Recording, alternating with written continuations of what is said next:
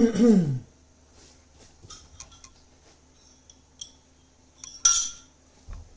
we are live. Can anyone hear me? I'm wearing a mask. Hey, can anyone hear me? Let's see. Kyrie message retracted. Alright. Math, easy solutions. Alright. Oh, I gotta mute it so I can hear myself. Okay. Alright, we are live. Alright. So we got that in. And I'm just gonna put this on the phone. Alright, I think it's all good. Let me know if everything is working fine. Okay, you can see my face too. How's the camera? I got a new camera. Well, subscriber got it for me. Alright, let's see what it looks like. Alright, so I'm Gengar. I'll keep it on for like a tiny bit more and then I'll take it off. It's like super annoying. And I can't put the headphones on it. Alright, and so let's go and see what we have in store. How's the setup? Is the chat? Can you see the chat? Everything fine? And my face and the... It's HD now, alright. So there is, as always, here's the stream notes and links and stuff like that, and we'll go over it in general order. Alright, good. Let's see how many people we have right now. Alright, so we have 11 people and 2 likes. Unreal. Love the disguise. Yeah, does anyone know this Pokemon? Who knows this? Who's this Pokemon? Anyone, first person to know? First person to type it out gets a shout out. Let's see. Alright, so nobody knows who it is yet. Alright. Yeah, well, so I'll leave it like that. So whoever comments with the name of the Pokemon gets a shout out. So let's continue on. So we have 11 people right now. 3 houses screen should make it bigger. Alright, so we got this. Alright, so now let's see. Yeah, so basically, so first thing we can go over a new camera, or should I wait for more people? Right now it's 11 people, now 13 now, 5 likes. Alright, yeah, like I was saying, anyone, first person to guess gets a shout out of which Pokemon I am right now. And how's the camera set up? Alright, anyways, let's just jump right in, and people can show up as they please. Alright, I'm gonna move this thingy above here. Just gonna test out some stuff. Alright. Okay, so we are good to go. So basically, yeah, so there's the links to the notes I put in there, and now the first thing is a new camera I got. And yeah, subscriber actually got me the camera, so let's see how it looks like. Camera. So this is the camera I got. It's got 4K capabilities as well, so it's much better than my previous webcam. Alright. So that is pretty epic stuff, and shout out to that subscriber. I asked if I could state his name in there, but he didn't want it. Oh, Gengar. Okay, so Gabriel got it right. Gengar. All right, shout out to Gabriel with the Gengar name. Let's go Gengar.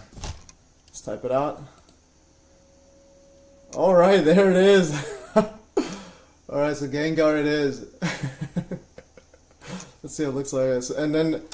Yeah, who knows this movie right here? The movie cover I made. I got like I probably have the best thumbnails ever. That's my opinion. You should get Blue Octopus.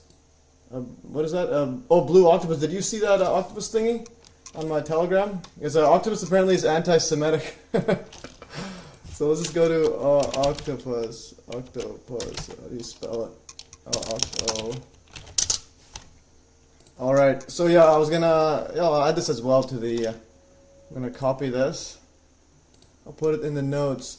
Oh yeah, so octopus is anti-Semitic, so we can't dress up as a octopus.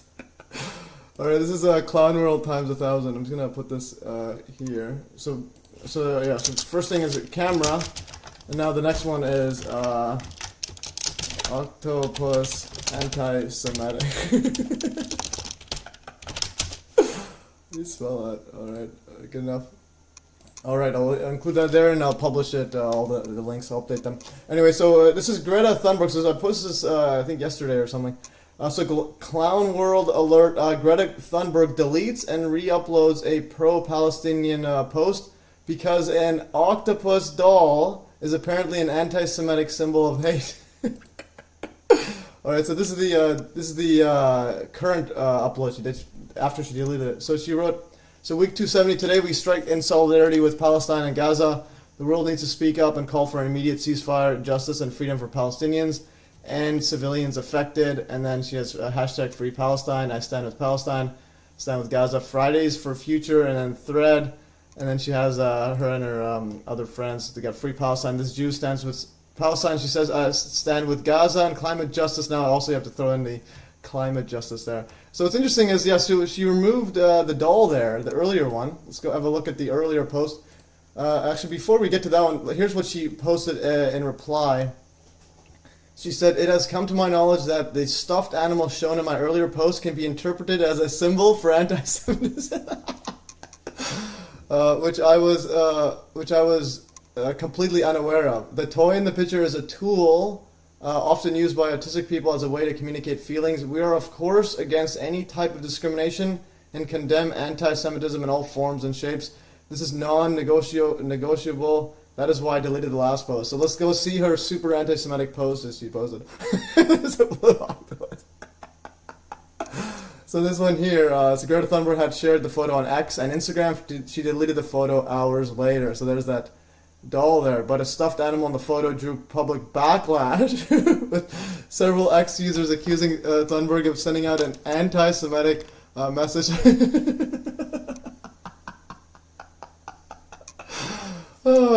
Apologies, I can't keep it together. Alright, so that's, I'm going to click over here. I'm going to read her profile page, profile name. It's pretty ridiculous. So her profile bio is autistic climate justice activist born at 375 ppm or parts per million. Alright? And this is literally... Alright, that's next level. Okay, this one, I got a comment saying, check out the book Esoteric Hollywood by Jay... why does this thing cover up? Damon.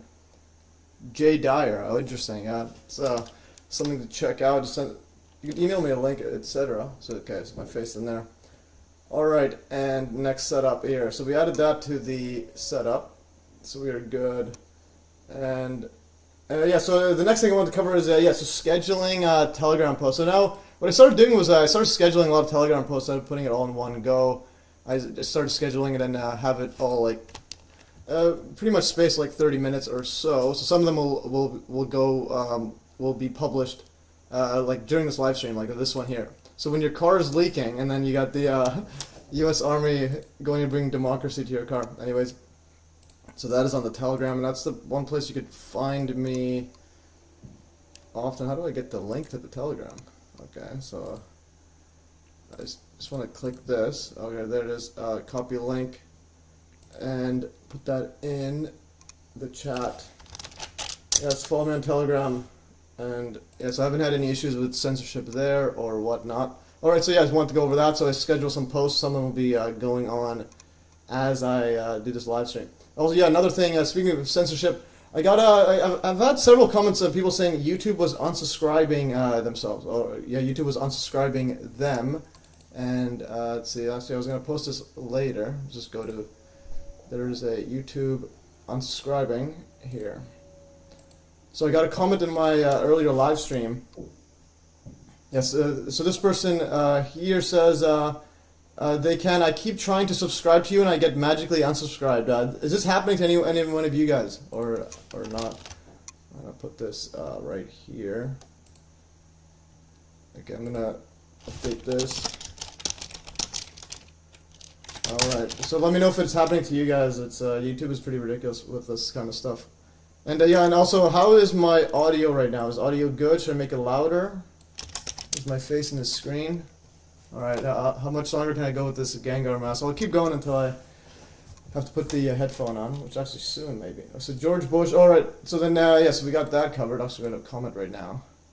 Okay, this person says LOL, unreal.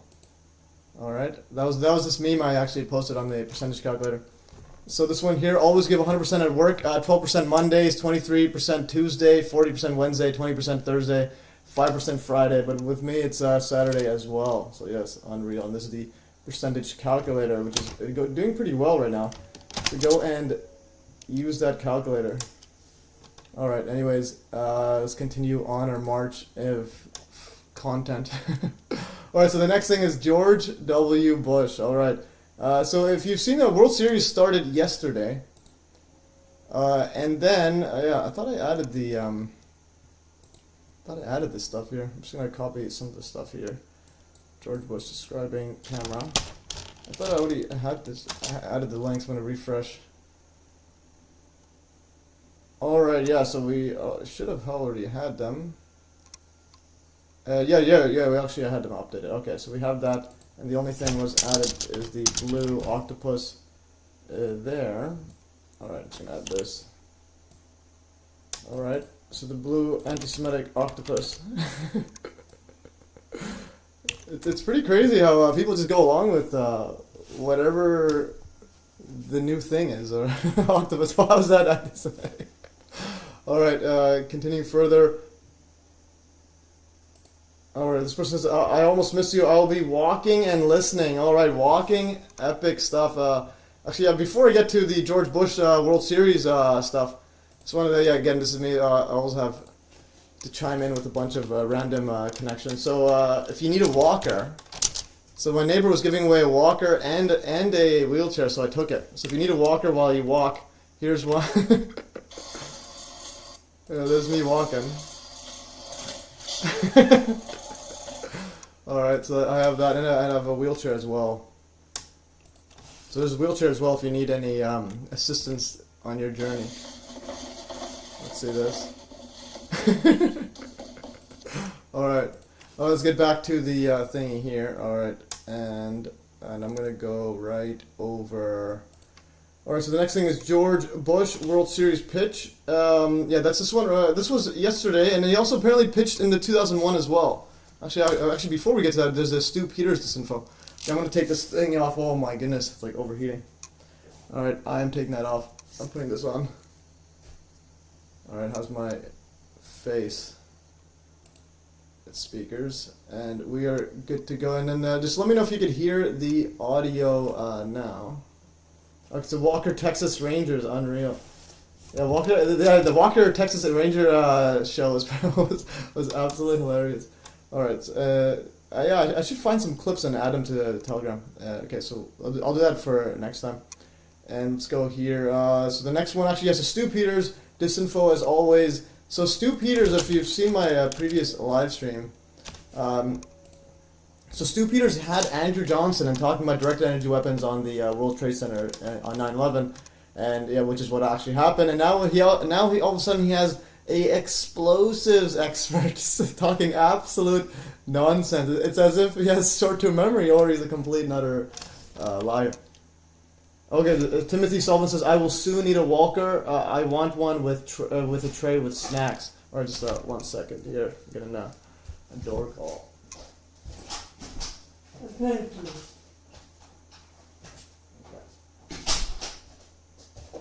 Alright, we're back. We're back.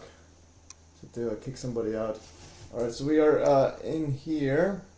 So Stu Peters, yeah, goes from having Andrew Johnson on the show to now pushing 9/11 quote explosives disinformation. Absolute clown. Stu hasn't a clue. Well, I don't know. It's hard to tell. I think he has a clue, or he's a robot.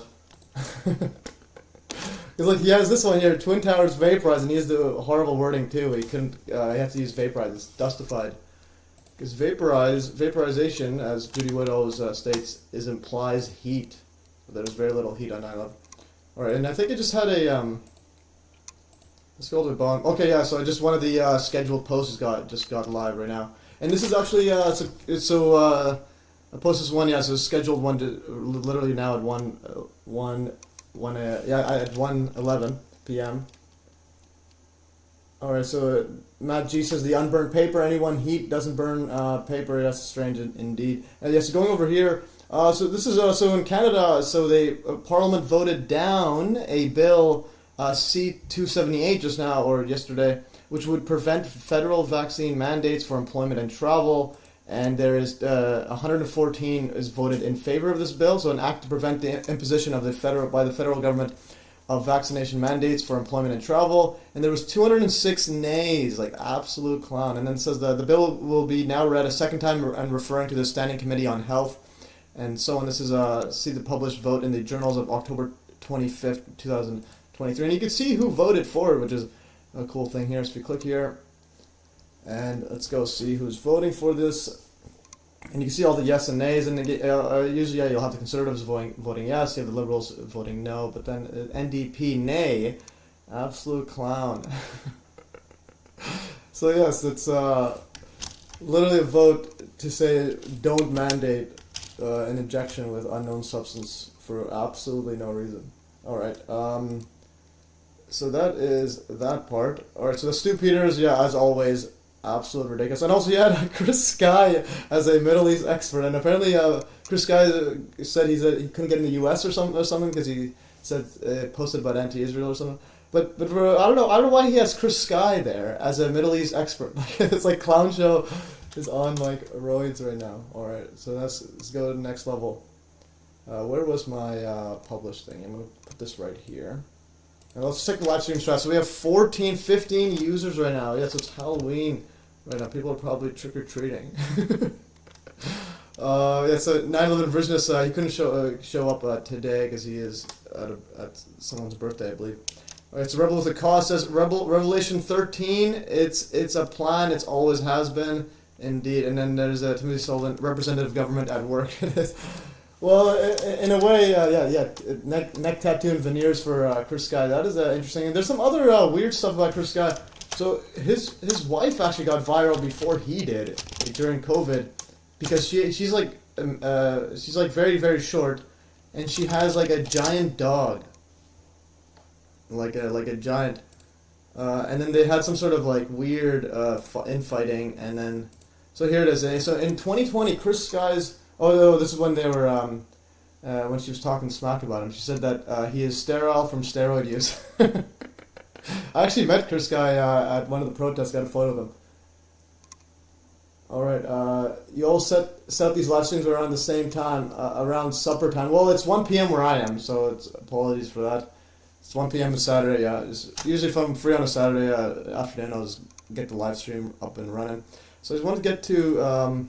So like I was saying about Chris Sky, so his wife got viral before he did. So in March 2017, Chris Sky's wife Jenny somehow got mainstream media coverage because of her giant 7-foot dog. So enormous 15 ST, I don't know, 7-foot tall Great Dane, often mistaken for a horse, but wouldn't hurt a fly. And this is Jenny I can't pronounce it, Sakasoshi or whatever. That's Chris Sky's last name. From Ontario, Canada, says a Great Dane Thunder towers over her. And yeah, so the Colossal Canine lives with Jenny, 35, and her home developer husband Chris Sky, in their 4-bedroom house in King City in Ontario. So there's the absolute giant dog there. Let's go. Yeah, so look how big it is compared to that bed. Holy.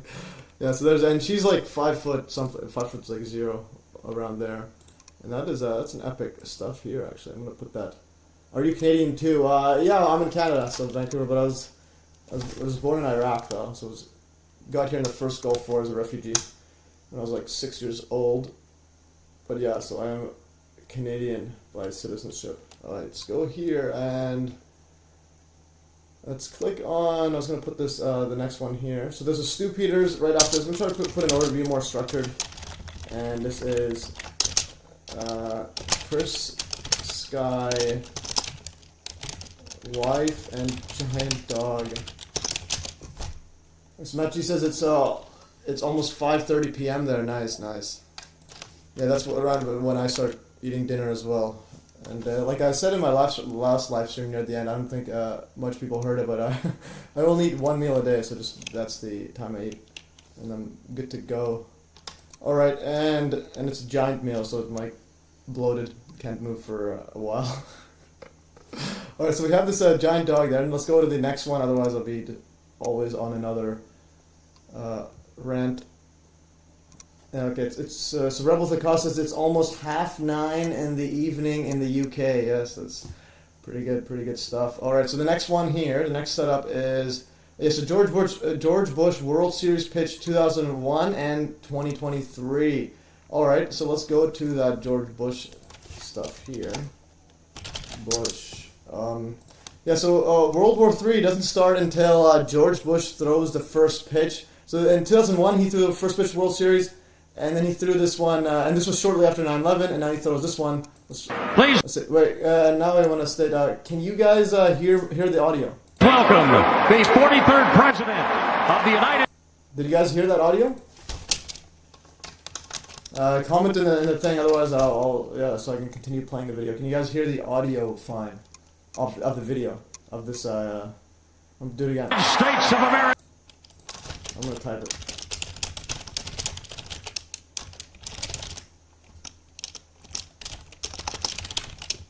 All right. So can you guys hear it? And I will stop until you guys can hear audio mixer. Oh, okay, so Bus Laden says, yeah, some of my answers are from France somewhere.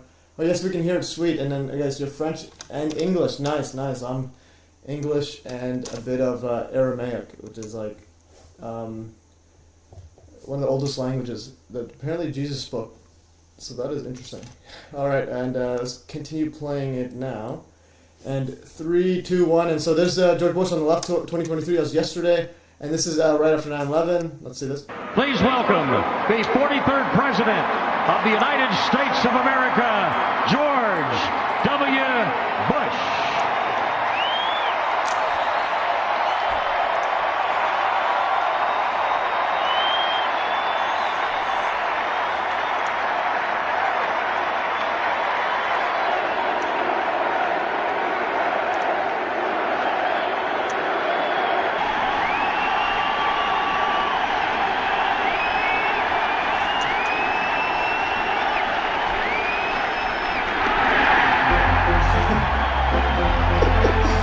Much more of a Okay, yes, unreal. And then the video keeps going.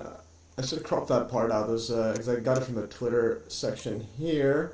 And yeah, so that's George Bush. And what's interesting is, so George Bush, he threw that. Yes, so yesterday's World Series was the 119th edition of the World Series. All right, 119th. So we got 9/11 up in here. Well, Matthew says that guy gives me the creeps big time. Yes, indeed. The guy is like, the guy's hilarious though. Yeah, it is. It's absolutely ridiculous. And speaking about Bush, actually, yeah. So this was the 119th edition of the World Series. So it's all, and then just before the Israel's quote 9/11, which is that's what they're calling it, and now it looks like there's gonna be another war with Iran and so on. Are there those boos? I think they were saying boo earns. Yeah, but yeah, initially it was saying USA, USA. I think it might be boos. Let's see. Please welcome.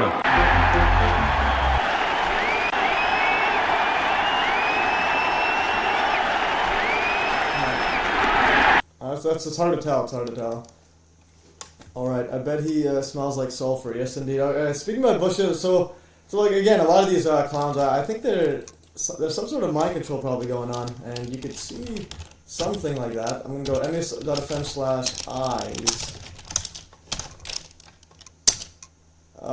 Well, the thing is, it is really weird. So right after 9/11, so I have this. I'm gonna put this here as well in the George Bush 1, 2, 3, 4. All right, so it just makes a dent there. So mes.fm/eyes. So we go there. I had a Twitter thread I made in October 18th. 2017. So I wrote, seriously, why do so many people in the public spotlight have an eye anomaly or an injury around their eye? And then view more, quote, eyes. Someone put a thread here, and I got a lot of them from here.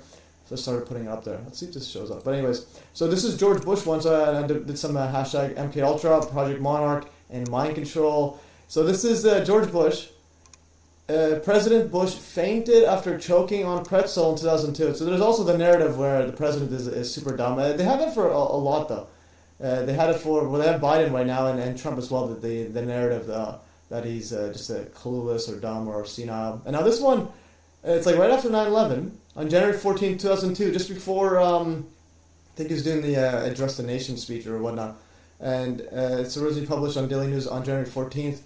2002. So President Bush set off a White House scare yesterday when he fainted and fell off a couch while choking on a pretzel, officials said. I do not find any reason that this would happen again, said White House physician Dr. Richard Tubby. Fainted due to Temporary decrease in heart rate brought on by swallowing a pretzel. After regaining consciousness, Bush looked like a pummeled prize fighter. He had a $half sized bruise on his left cheek and a busted lower lip, apparently from tumbling off the couch and hitting the floor, Tubb said. So here's President Bush with a scrape on his face. Talks to reporters January 14, 2002 at the White House about fainting briefly in the White House residence Sunday night after choking on a pretzel. Does this look like a fall from choking on a pretzel? You can see his mouth might be a bit slurred. It looks like he got injected something in there. Okay, yeah, so this is the president right after 9/11, before his big speech. Usually the speeches are like January 20th or 21st or something like that. And then Restless Native says, didn't Bernie Sanders get a black eye recently as well as German minister or EU official? Yes, there's a lot. The centurion of subjects in the heart had an eye problem. Oh, interesting. Oh yeah, pour money after chew pretzel. Yeah, right. So this is the world's supposedly the world's most powerful man. Again, according to the mainstream narrative. Just before 9/11, and then just before they go to World War, and just before his address to the nation speech, and he chokes on a pretzel and faints in the White House, and then gets this little whatever, it looks like an injection. Alright, so that is, so I'm going to go to the archived pretzel. So that was one of the eyes, and then there's a couple more pretty ridiculous. I just want to zoom in on that pretzel damage. So yes, if you ever choke on a pretzel and you look like this, and he fainted, okay? What in the world's going on? What is that? Okay, so that is not a pretzel. If you believe it's a pretzel, I don't know. And also, there's Harvey Weinstein as well, has a weird left big eye, and left big eye, right small eye. It's just weird. There's obviously Jeff Bezos, which I think is an actual robot. This post got pretty viral. I'm going to unrepost and repost again. Alright, let's keep going. And here's another one that was very, this one's very telling. They usually, I think they have these where they kind of get these lunatic mind control people out in the public. So the man arrested for stabbing the mother of his child and gouging out both her eyes. But look at his left eye, look at his right eye, okay? So Michael Robertson, 45, faces charges of attempted first-degree murder and aggravated assault. All right. So does this look like someone did this stuff on his own willpower? All right. So we are. Let's just check the live stream shot. 20 people now. All right. Let's increase the stats, guys. We gotta keep going. It's called the Spear of Destiny. Interesting. Yeah. That is the Spear of Destiny stuff. Is pretty cool. Okay, so there's the creepy stuff. Someone says creepy, and yeah. So I have a whole bunch. This one's a bit weird eye too. You got this one, the speaker of Sarah Huckabee for Trump's speaker there, or press speaker. And then you also had the Queen Elizabeth had bloodshot eye. So what's wrong with Queen's bloodshot eye? Queen Elizabeth is always perfectly presented, so it was surprising to see her sporting a distinctly bloodshot eye.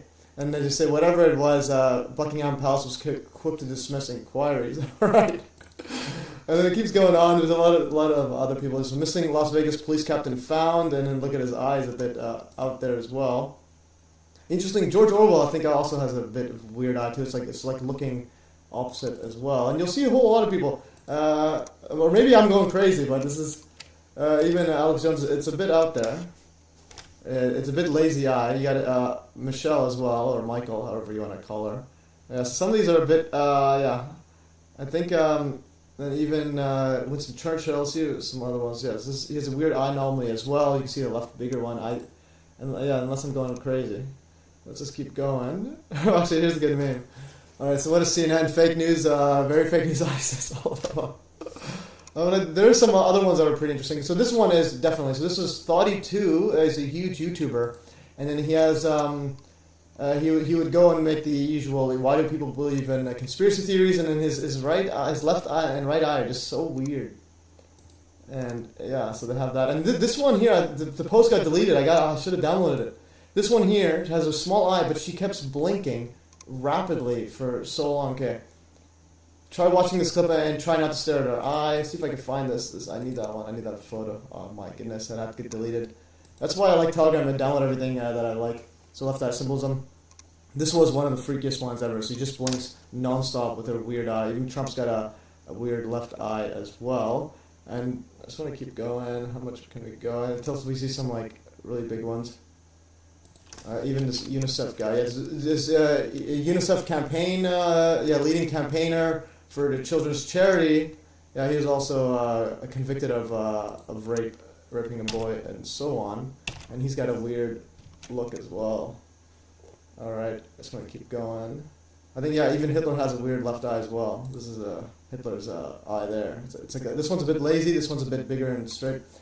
So yes, anyways, I might be losing my mind. Let's just keep going. There are some other ones that keep going. Even this guy, I forgot his name, but Philip DeFranco also is a weird one. All right, I can keep going on and on. But there's the one I'm pretty sure is a robot. Is this guy?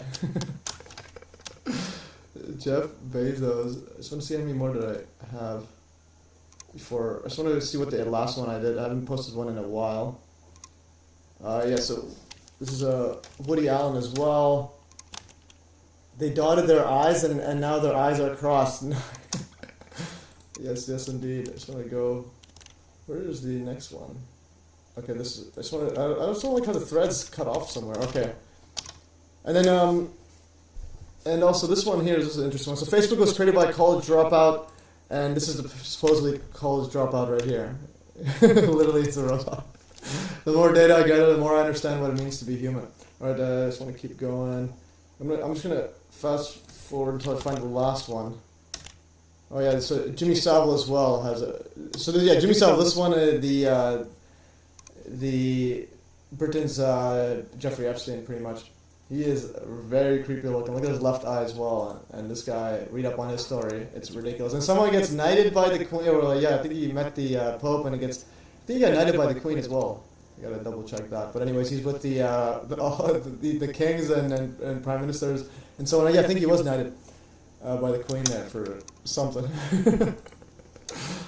All right, and there's Trudeau was hanging out with this guy, the top UN official, founder of another charity, and also he's a pedo as well, and he's got a weird left eye, and he's hanging out with Trudeau there.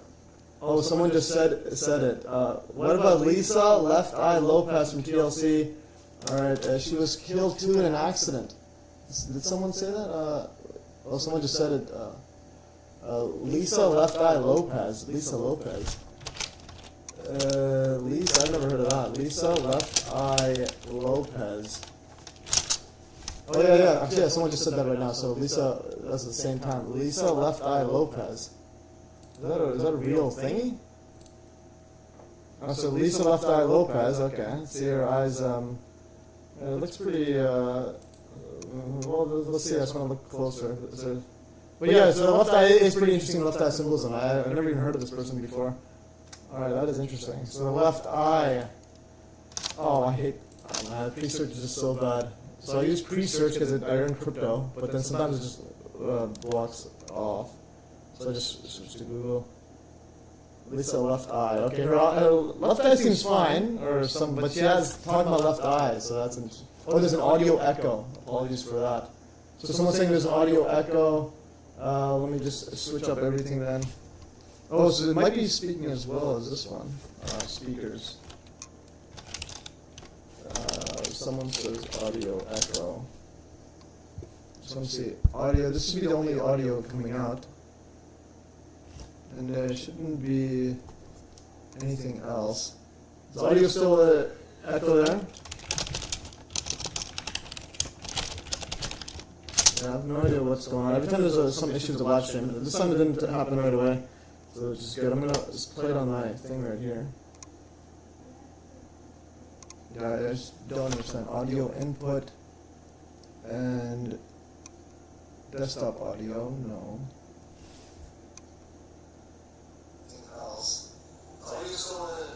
Was the echo always there, or just now?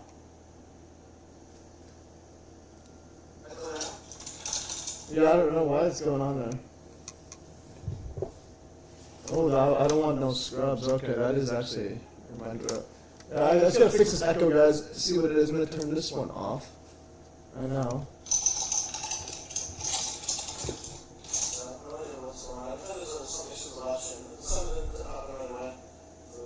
Oh, okay. Disable this one. Speakers, Yeti, disable. Alright, so I've disabled everything. Only thing that's input is the microphone. Was the echo always there? Or just now? Disable. Yeah, I don't know why it's on there. Alright. Oh, I don't want no scrubs. Well, after I played the Bush video. Yeah, I'm just gonna fix this echo, guys. See what it is. Oh, okay, so I think it might be the, I think I know what it is. Is it still there now? Okay, Paul Lovelace says, I'm still at work, but I wanted to say hi. Oh, yeah, so I don't want no, yeah, so Joe says, matches from the TLC, I don't want no scrubs. Yeah, I actually have heard about that, the song. So that's her, okay. Yeah, I'm not good with names, but I don't want no scrubs. Yes, I have, did listen to that growing up a tiny bit when I was on radio or something. It's gone now, okay, so it's gone now, yeah, so I think the issue was the audio, I disabled all audios except my microphone. So now it should be all gone. Alright, sweet. Thanks, guys. Yeah, so whenever you see anything, just let me know if the audio is too loud or not loud or not working. Echo's fixed. Okay, so I don't want no scrubs. Yeah, it's been a while since I heard that. Alright, so I don't want no scrub. A scrub is a guy that can't get no love from me. Alright, throwback to the no scrubs. Alright, let's see some other memes. I don't know. TLC, yes. Every time I hear TLC, I think of WWE TLC, Tables, Ladders, and Chairs match. It's a Tables, Ladders, and Chairs match. Alright, so that is Tables and Ladders. There's tables, ladders, and there's some chairs somewhere there. Alright, so that's TLC for me. Alright, let's continue on our march. So yeah, George Bush, okay, so everything's good. Chasing Waterfalls was pretty deep video too. Alright, Restless Native says that. I was a 70s kid, they were great days.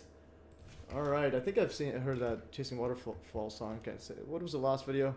Oh yeah, also the Smallville's Allison Mack. Yeah, so she has a weird eye too. She was part of the Nexium cult.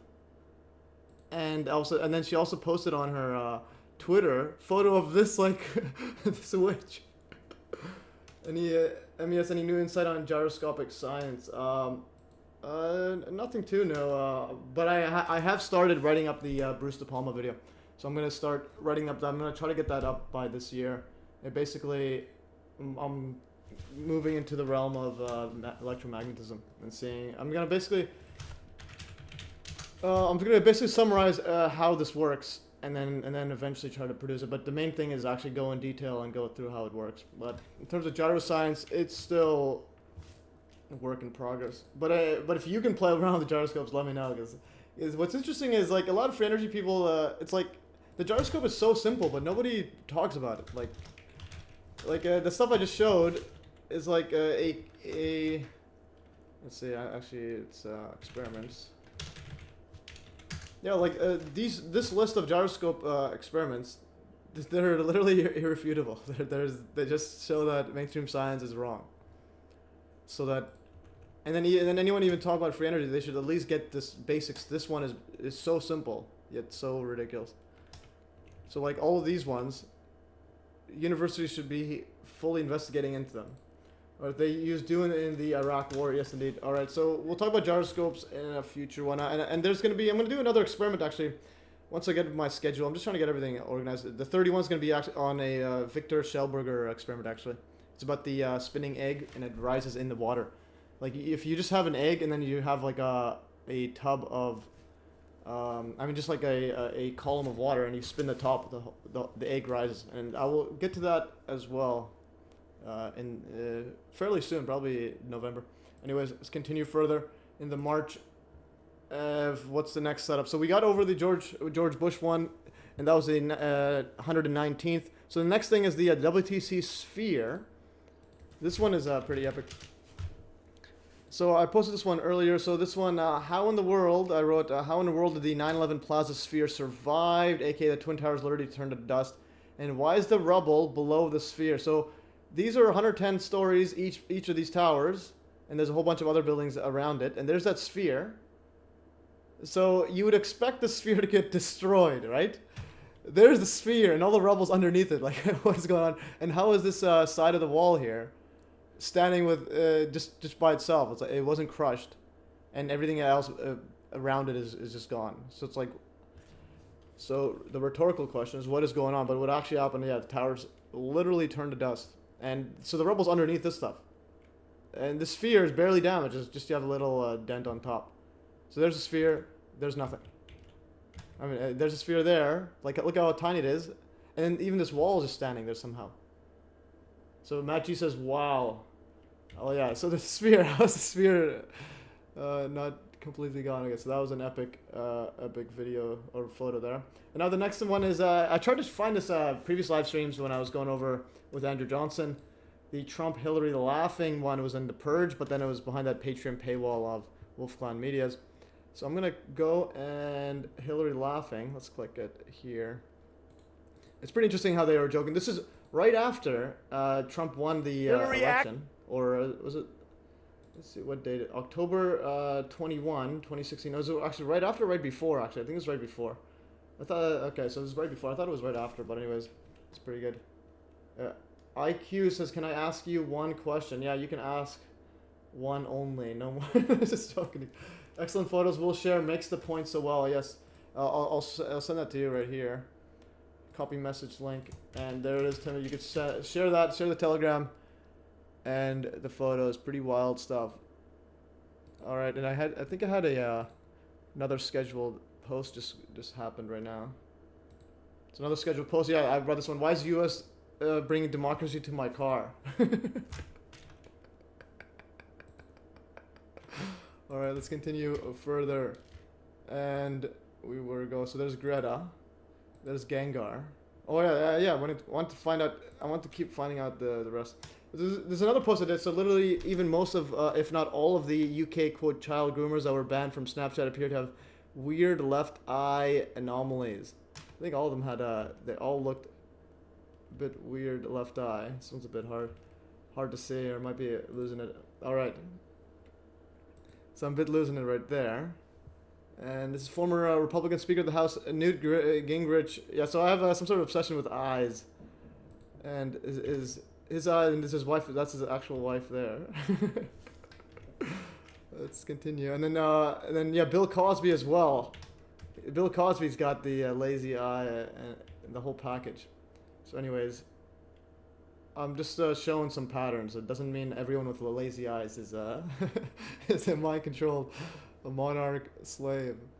All right, continue further. There's Shaq. Shaq also, he's cross-eyed as well. Yes, Shaq even says he's cross-eyed, and he says and he's a Freemason, and he says he's a flat earther. All right. And then another interesting part is even the electric wall sockets have weird left eye anomalies. All right, I'm done. Okay, it says, I would really appreciate you investigating MH370. What is that the missing flight or something? Oh, the missing one. Yeah, well, it depends. If something like comes up on that where it raises my alarm bells. Like 9/11, the only reason I'm doing the 9/11 videos, even, yeah, is strictly because we're talking free energy. So something has to push my buttons. But yeah, I think I looked a tiny bit into this one, but if you know any good sources just to get a good overview of it. But yeah, obviously it's going to be a psyop. Everything's a psyop there. And we're going to continue. What's the next setup that we have? Yeah, actually, I have so many eyes in here, it's ridiculous. I just want to find out where it ends. Alright, and there's the, actually, there's the, this is Chuck Schumer as well. Chuck Schumer's got a weird eye. And there's Schumer laughing it up with his tongue out to Joe Biden. Why does Biden look so different and his ears are not attached in this one? That's something's going on here. Oh yeah, actually another weird eye stuff is the supposed killer of the of JFK, the Harvey quote Patsy Oswald has a weird left eye anomaly, but it gets even weirder than that. It's not just weird, like it's like that. Obviously, it's a mind controlled setup there. I think both of them have it. Yeah, so there's I gotta find where it was. Yeah, so I posted this one here actually. Yeah, so Madeleine McCann, George Soros, Lee Harvey Oswald, and Creepy James Alfana's Instagram, they all have something strange in common. It's this weird eye anomaly where the eye pupil like it's like drags down a bit. And then there's even George Soros has that weird one. I forgot what it's called. It's called Columbo or something like that. Anyways, it goes down like that, and even Oswald, it's hard to see in this photo, but you can see that his weird eye, the pupil goes down. And then the James Alfano's Instagram, before he deleted or made it private, he also has had a baby with one of those anomalies. It's like, it's hard to see as it's like dragged down the pupil. So that was an interesting spotting thingy. And I think all right, so that was it. Do I have any more? I think that might have been the last. Oh no, I keep going. Oh yeah. Okay, good thing I actually went through all this one, because I wanted this one I completely forgot about. This is Canadian Prime Minister Trudeau's fake eyebrow gets an honorable mention. So is it honorable mention my list of weird eye anomalies. And I wrote, has the world gone mad? So the question is this just a weird image, photography artifact, or is his eyebrow actually falling off? Let me see, demonstrated how do I make it bigger with that? Disagree, but done so. Yeah, okay. Whoops. How do I go back? So in a Okay, I'm just gonna make it bigger. It's gonna be a bit over the screen. So look at this eye right here. His eyebrow. Does it look like it's coming off? Expected of me, and that's exactly what or am I just losing my mind? Consistently stood up for Canadian interests. Consistently. Alright, so is his eyebrow coming off, or am I going crazy? Disagree, but done so in a they can fly 60 knots, 1,000 feet. Oh, it's false. They can fly at 600 knots at 1,000 feet. Who are they talking about? Can you make a video about the speed of the supposed planes that collided with the Twin Towers? The part where these planes could not be flying at altitude speed. Yeah. Eventually wanted to cover the planes. That is an interesting setup there, but again, it'll take a while. I gotta go through a bunch of other stuff. But that is the one thing that's very puzzling. Because I'm pretty sure it's not the commercial planes, but it's something like something hit it though. Polite and cordial context. Is it due from space or on the ground? Do you even know WTC harmonic resonance? It's an interesting thing. I think there is a space component, but because it's kind of like how your cell phone's on the ground, but then there's a space or a radio component somewhere at a distance. So I think there's some sort of intersecting waves going on. Consistently, so similar to your phone, but as opposed to getting, you just get a little message, you get actual energy being transmitted. I think that's what Canadians have always expected. I've never seen that video before. Yeah, it does. So and then talking about the eyebrow, so the eyebrow, and then the mainstream media jumped on and says no, Justin's did not have a fake eyebrow. Fact check, miscaption. Just Trudeau, internet goes wild over a conspiracy of Trudeau's eyebrow coming off. I just want to continue. I can't believe I had so many eyes in here. Alright. I just want to keep going. How much time we have? The live stream has gone for how many minutes? So we have 19 people right now. And there's 21 concurrent. How do you check the time? Okay, so we have 1 hour and 47 minutes. How does it... Oh no, we have 47. I don't know why it's going to 147. What does that mean? Alright, so we have 48 minutes it's going on for. And I'm gonna see, try to get back into the groove. Okay, so we have this. Alright, so I think there's also Abraham Lincoln as well. Okay, I'm going to lose my mind. And then this one here, and now for a bizarre and disgusting one, this is a one-eyed faced German Nazi. So victims of pedophile sect led by one-eyed German Nazi who oversaw daily torture and abuse of child slaves over 3 decades in Chile, hoping to finally see justice with legal bit. And look at his eye. So this guy's straight up MK Ultra, a clone or something like that. Okay, so also MSNBC has it there. And this one's interesting here. This is the supposed founder of virtual reality. This guy, I just want to keep going. And then even the Dyson vacuum guy. Okay, let's keep going. I cannot believe I had this many. And this was an interesting one. This is a bizarre one where his eye kind of glitches out. This is a former, I think, football player. You give the Kawhi info, I can dollars. So this is, you give the Kawhi info, I can kind of give the gambling side of it. Okay, Q says, please. Supposedly when they collided with the towers.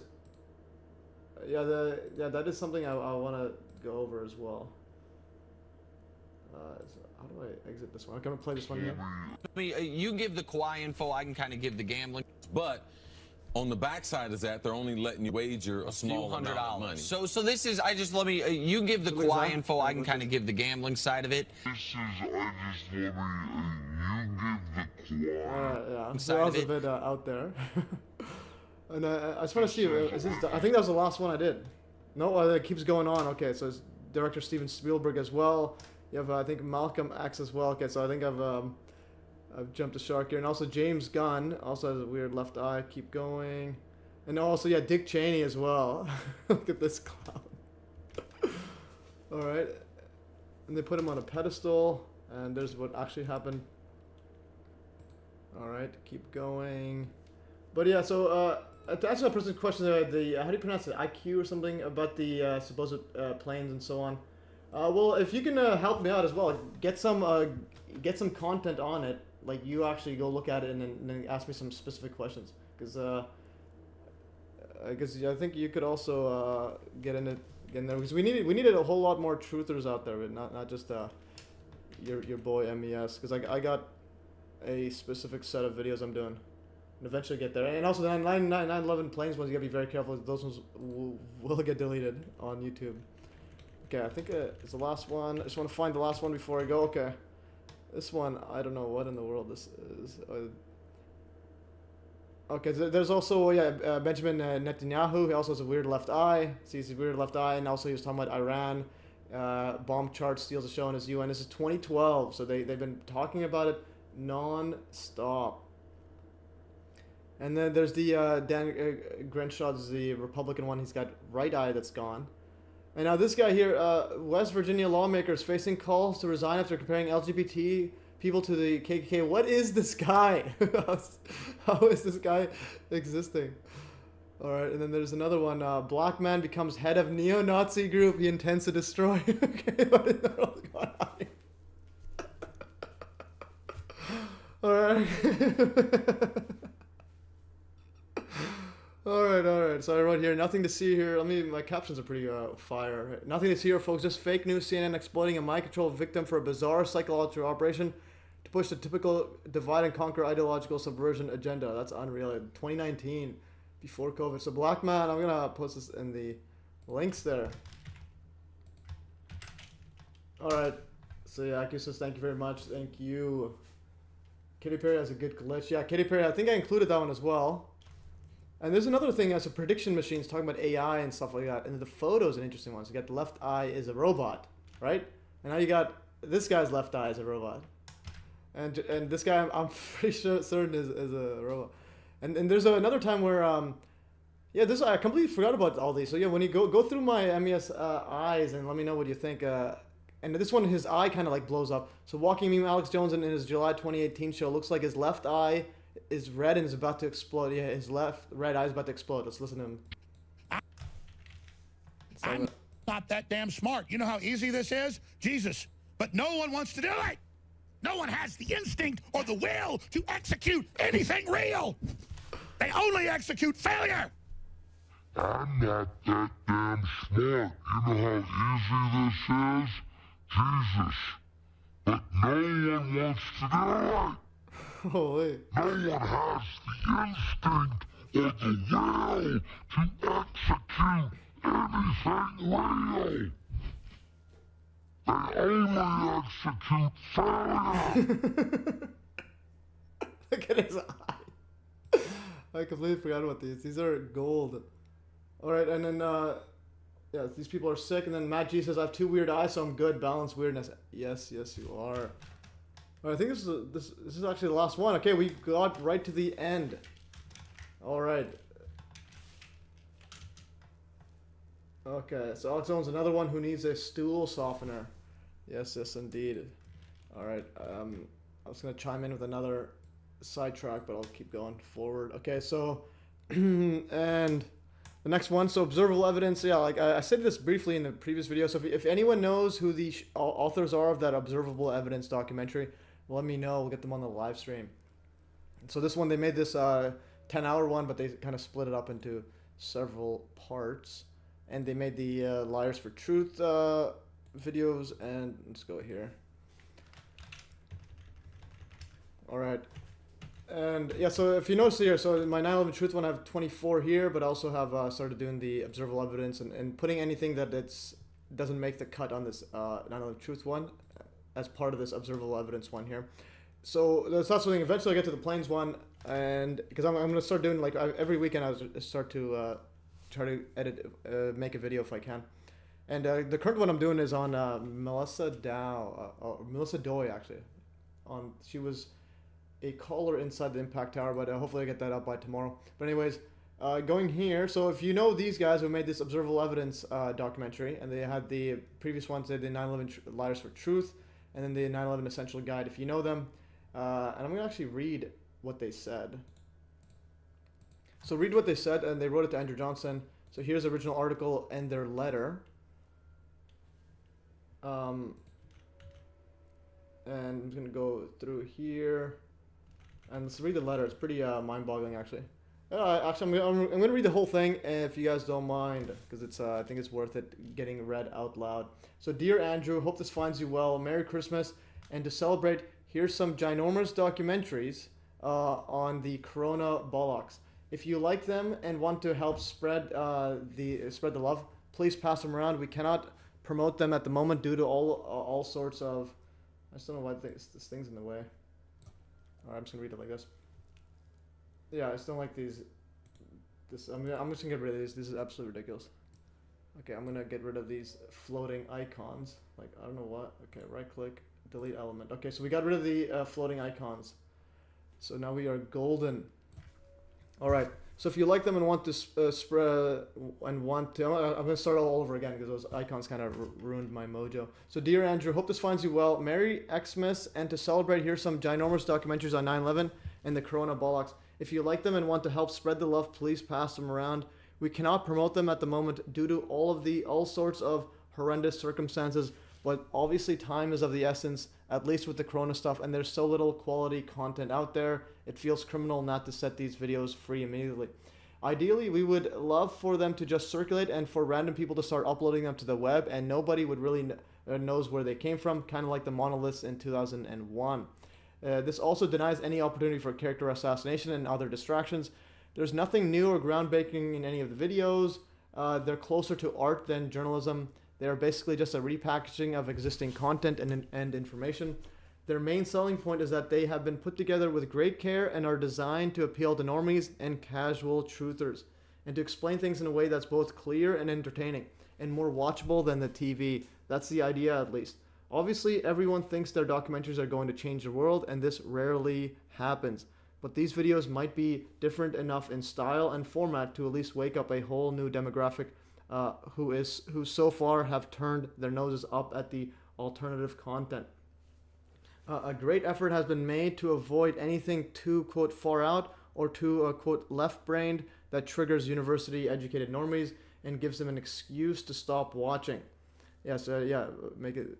That's an interesting strategy there. Anyways, these videos are extremely down-to-earth and non-sensational while at the same time delivering mind-blowing information. There's also lots of repetition and callbacks. The idea of being to join up the pathways in the brain and develop a more coherent and stable knowledge base that can then be built upon, kind of like learning to drive a car or play the piano. On top of all that, there's lots of humor and silliness, not so much in the 9/11 videos, to keep the vibes light and make you want to keep watching. Bottom line, at this stage in the game, anything is worth a try. Also, as a COVID narrative crumbles, there is the danger they will bring in a completely new distraction, cyber pandemic, etc., to consume everyone's attention and make COVID and the ejections old news while still continuing to push them. So if you can spread the love, that would be awesome. If you just want to watch them, that's fine too. No pressure other than the immediate extinction of the human race, of course. Maybe RDH or Richard D. Hall might like to do something with them. Whatever you do, please don't jeopardize your own YouTube channel or website. Ditto for anyone else. Obviously, it's all free. It's full of borrowed content after all. But feel free to sell DVDs, USBs at events if you want to cover costs. I know you hate anonymity, but these are crazy times. Sorry, the videos speak for themselves. They really do. When this is over, we must all get together. If it does all fall apart, and God knows the Corona bouncy castle has lost a lot of its bounce despite the overheating generator in the background. I think it might be, quote, over very suddenly. Whatever mayhem follows a quote, collapse of the narrative, it'll be a welcome relief from this unbearable Twilight Zone unreality. The COVID spell seems to be hanging over the nation like a giant soap bubble, impressive and domineering, but we all know what happens to giant soap bubbles in the end. can it really sustain more than a few more months? One good thing about normies is that they are much less jaded and much more entitled than quote seasoned truth seekers who ironically seem to have just accepted that the world is a slavery system and everything is corrupt after years and years of banging their heads against a brick wall. It might be the millions of normies who believe in the system and have invested heavily in it who end up being the most significant agents of change. Once they figure out it's all a scam, which has killed, injured their loved ones, this is why it's so important to give them decent information and lessons in critical thinking so they don't get pulled into any limited hangout funny business. This is another reason why it's so important to wake these people up. Anyway, there's some more notes in the folders. Whatever you decide to do with these videos, just know that it's all your fault, and Dr. Judy Wood and Richard D. Hall for being so inspirational with your quote level-headed approach and quote adherence to the evidence. It's like a curse. Winky face. Actually, that's an epic setup here. My Q says my messages aren't on the chat anymore. Is it? Which one? No, they should be there. I don't know which one's IQ. Anyways, hopefully you enjoyed that reading there. So, oh, Matthew Nas got message retracted. Okay, so was he here earlier? IQ.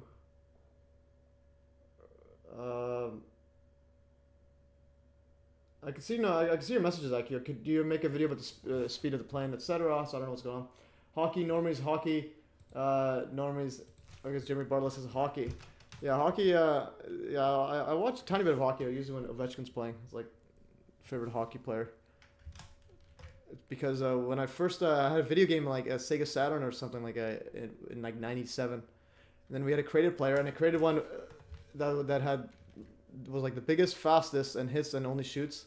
And then Ovechkin came on the scene. I'm like, what the? It's literally Ovechkin. Anyway, so this letter is pretty epic. I'm gonna put this in the, and hopefully it's inspired you as well. I'm gonna put this in the notes here. Observable evidence shout out. That's number 11. And no, that's not. Everything is messed up. Observable evidence, and I'm gonna put this 1, 2, 3, 4. All right, and also put this here. It's an epic letter. So if you know who these guys are, let them know. They can even speak. They can be anonymous in the live stream as well. I'll morph their voice and face, and so I'll be blacked out. Anyways, continuing further. So, 2025 Alice Bailey hierarchy. All right. So in one of the previous ones, this guy says I tried sending messages about Alex Jones and the chat wasn't allowing me to do so. Oh, MES, can you give me a sports bet that I should make tonight? Oh, that's an interesting one. Well, usually just pick Patrick Mahomes in an NFL. And that'll be a good one. All right. And Norm Macdonald fans will get that reference. That article mentions normies. Yeah, Norm Macdonald. Yeah, I've only seen a tiny bit of his after he died. I think he died. Yeah, then saw some of his footage. It was pretty funny. Anyways. So 2025 Alice Bailey hierarchy. So if you see my earlier live stream, I went over a whole lot of 2025 predictive programming, where you have the SPARS 2025, you have the moon landing in 2025, you had the U.S. military, this one right here, talking about owning the weather in 2025, and this was in 1996 they wrote it. And there's a whole bunch of other stuff. Let's see what else. 2025 is a big day. This was in one of the climate protesters. In June 3rd, 2022, a climate activist disrupted the French Open while wearing a shirt that read, "We have 1,028 days left." And then when you count those days after that date shown, and then it's going to be 2025, March 27th. So something's weird's happening there. And Boris Johnson's father wants the UK population lowered by 75% by 2025. What else do we have in this? Oh, and also this Zeitgeist one. Zeitgeist 2025. This guy wrote this article in, I think, 2021 or 2019. You know, he wrote in 2021 about something happening here. Countdown to the Secret Destiny of America, the Lost Prophecies of Qumran, and the Return of Old Saturn's Reign. All right. Some other stuff here going on. And now I want to go over this part. Anyway, so a bunch of 2025 stuff's happening. And actually, before that, and also the SPARS as well. So there's the SPARS 2025. So the SPARS scenario 2025.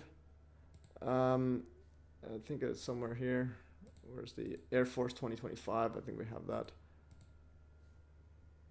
In the year 2025. Yeah, Cyber Polygon 2025. This was about a solar flare in 2025 that's looking to approach.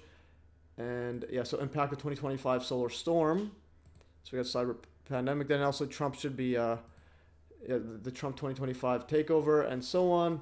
That's when I have him, and he should be president. Can you please read this comment really fast and then read the last bit really slow? Controlled opposition? Oh, which one? Oh, Jeremy Bullis.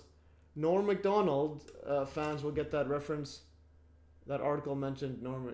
Can you please read this comment really fast and then read the last bit really slow, please? I'm like lost. I'll get to that in a bit. But anyways, so we have this, and then the 2025 Alice Bailey hierarchy. So she's some sort of a occultist, and in the loosest trust of the connections with the UN and so on. She wrote the book Externalization of the Hierarchy in way back. Let's see when she was alive. Let's go do some wiki on her. Alice Bailey wiki. Okay, Jimmy Butler says you did. Oh, sweet. All right. Pretty epic stuff.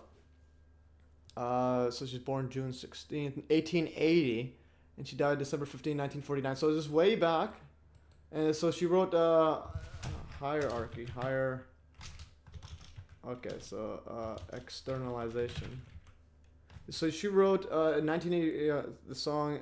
Yes, she wrote the externalization of the hierarchy in her book. So there, what year was it? 1957. And then that's partnered with that person. Interesting. So she died when did she die? 1949. Within 57, I think. So it was, her work plus someone else. But anyways.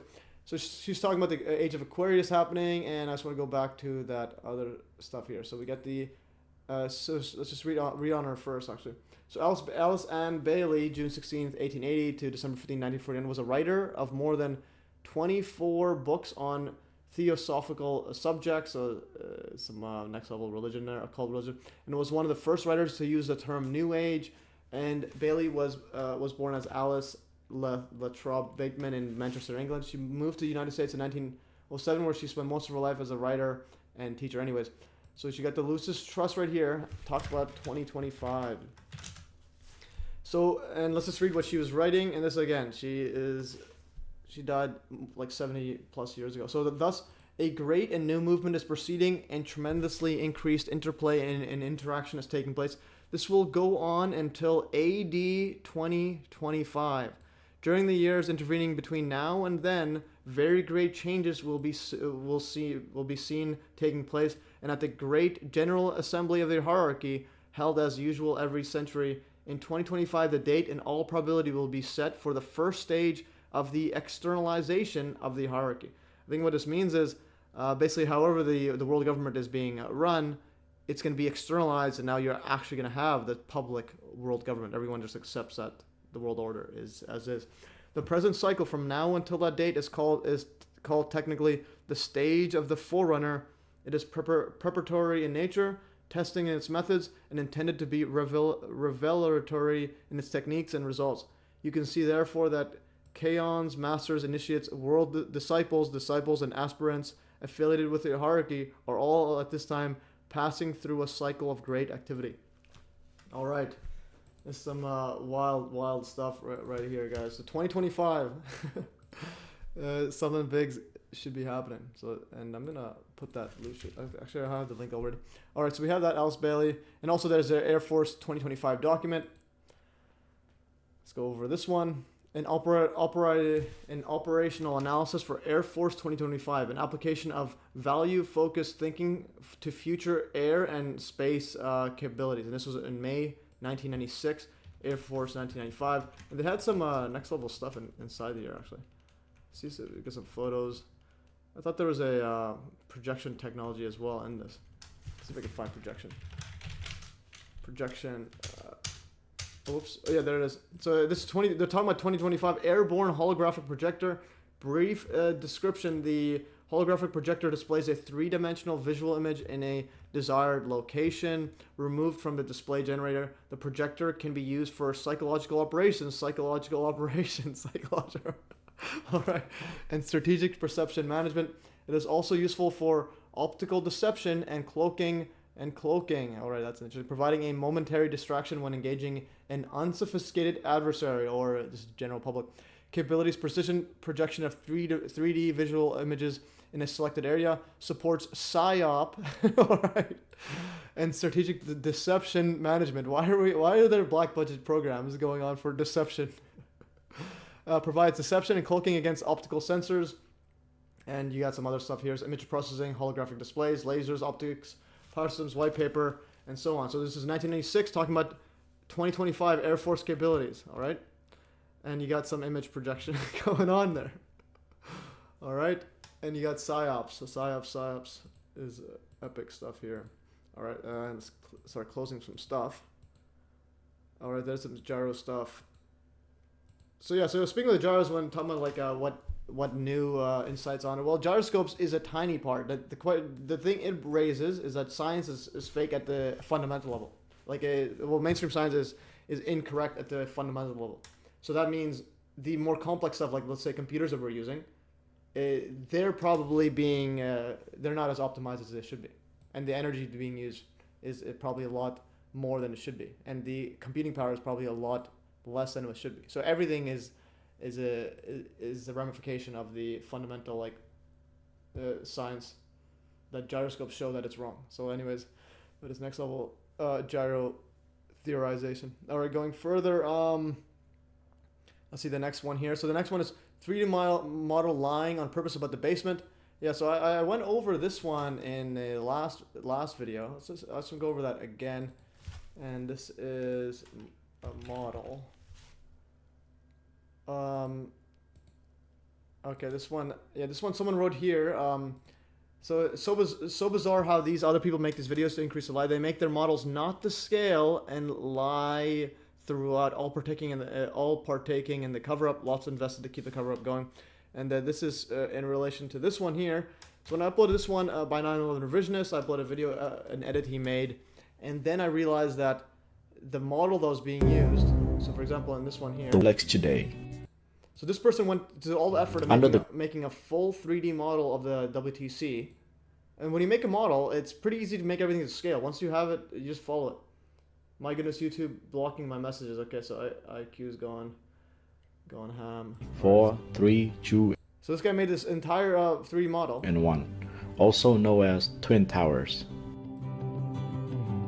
Under the ground, there was a layer of slurry wall. And there it is. There's a deception that if you have a keen eye, it took me. I uploaded, then I realized, okay, he's losing his mind, because the ground, from the ground level to the bottom is 70 feet. You'll listen to him as well. So I wrote here, MES note, underground depth not to scale. It's not to scale. So what he's doing here is literally disinformation, like lying. Around this complex. MES note, the 70 feet to bedrock should be shown much shorter than the 208 feet wide Twin Towers. It was used to prevent water from the Hudson River going through the soil and flood the construction site. There were 6 levels of floors under the ground. The foundation of the Twin Towers went 70 foot Yeah, so 70 foot to bedrock. deep down to the bedrock. So there's 6 floors, 1, 2, 3, 4, 5, or 6 somewhere. Yeah, there's 6 in this one here. So 70 feet. And again, the width of each Twin Tower is 208 feet. So the question is, what is long? What's taller? This depth 70 feet or this width 208 feet?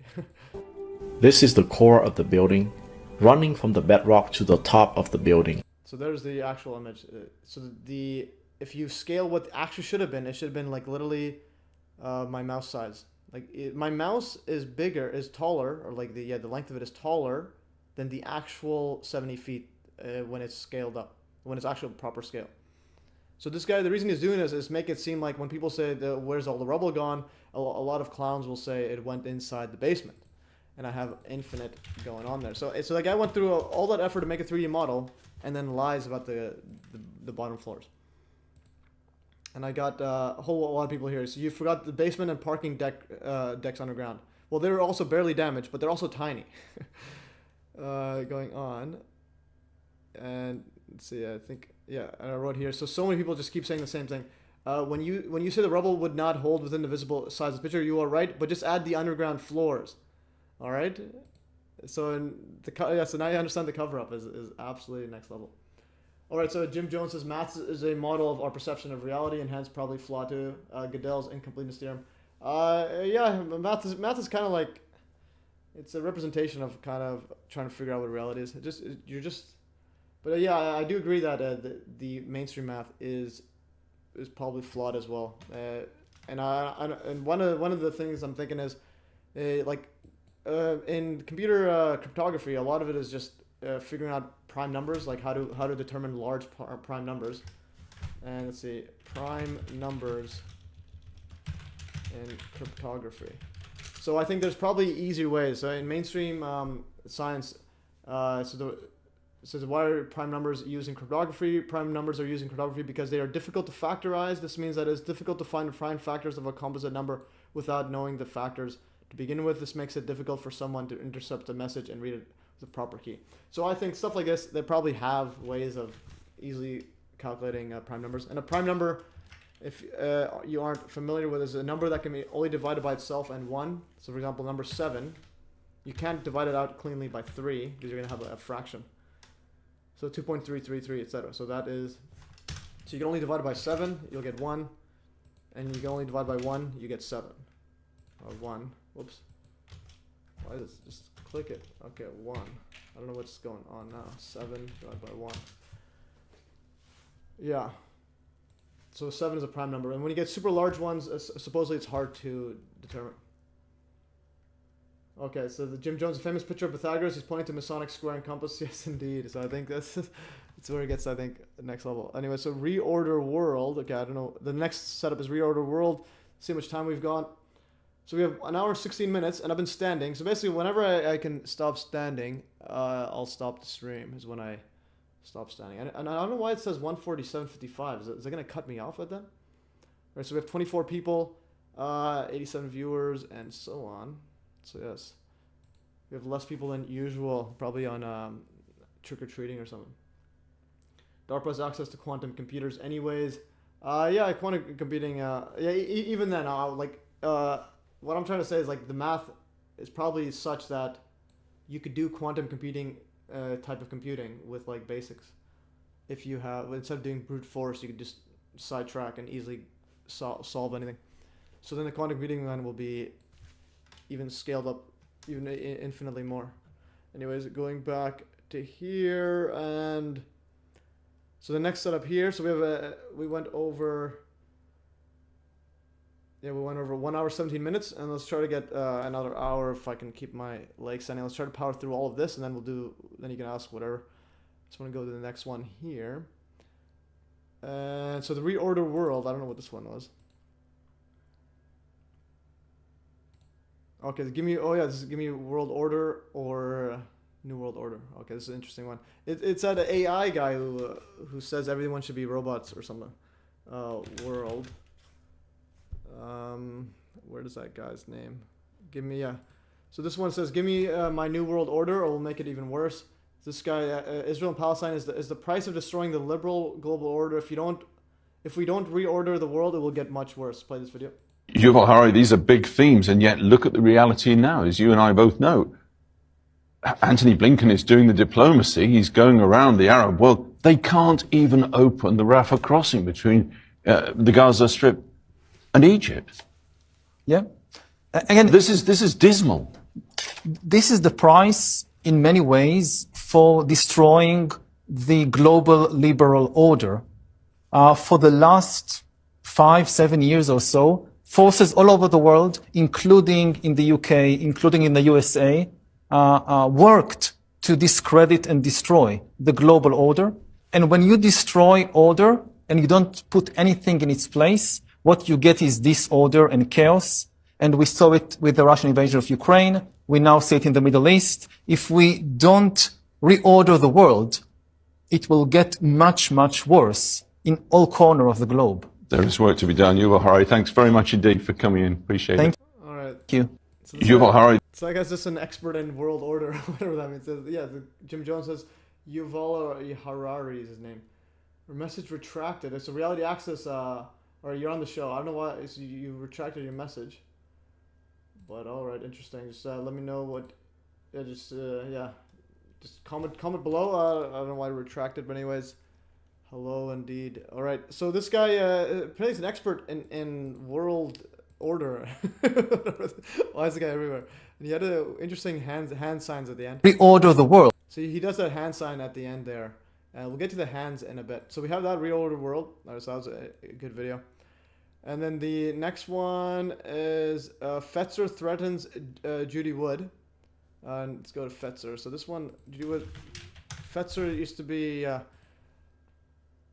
so Judy Wood used to interact with him, and then she realized, okay, this guy's trying to cover up his work. Here's Brazil. This man gave a lecture in the house where I'm talking about. Oh wow, it's Brazil. It's going nuts. I'm gonna play this video. Phone call from Fetzer to Judy Wood on the. Perhaps I know that's skipping along here a bit, but if you would, I don't really want to jump so much, because without the understanding of it, it's like, you know, jumping to the answer and saying the answer isn't supported. But I would like to make one comment here for the listeners who are wondering about the exchange there. I haven't spoken to Jim Fetzer in well over 3 years, nor emailed with him, nor corresponded with him in any way, because he threatened me. He threatened me to not talk about this technology. So having him, you know, touring with me on the show is not a very useful thing. His job is to keep this information from coming out, so it seems. He can seem supportive, but anything but recognize this technology. You know, why would he be having such issues with the title of the book? Mm-hmm. He threatened you? Yeah. Yes, he threatened me. All right. So yeah. So I gotta find the original audio before, but yeah. So Judy Wood says Fetzer threatened her because and apparently, apparently I think I got this correct. So he didn't want her to put the name, the title in the book to include directed free energy technology. I think he just wanted to say where the towers go and leave it as that. But then she included the directed free energy, where the towers go, book. So she included that in there, and but I'll ask her if she ever gets on the show to go over this. So he didn't want to include this part, evidence of directed free energy technology, and because apparently he was pretending to be supportive, and now he's flipped on her there. But yeah, Fetzer is an absolute clown, actually. And there's also footage of him flip-flopping. Initially he was in support of her, and then all of a sudden now he's going full-on nukes and some other disinfo. Alright, and that's another setup here. And Fetzer also helped set up this Ace Baker guy, Fake a Suicide Live radio. Which is absolutely ridiculous. But anyways, you can watch those on your own. Let's get back to the stuff here. This Trump going. Actually, we forgot to even play the video of Trump. So we got sidetracked because this was Trump laughing it up with Hillary. So Trump, Hillary laughing. So apparently they're enemies and so on. Hillary accidentally bumped into me. Oh, it says audio is low now. Okay, I'm going to increase my audio. I'll increase the audio. I increase audio. Is audio low of the me speaking or of the other thing? Of the video that was playing? How is audio now? Here. Is audio good? I just hit all these issues.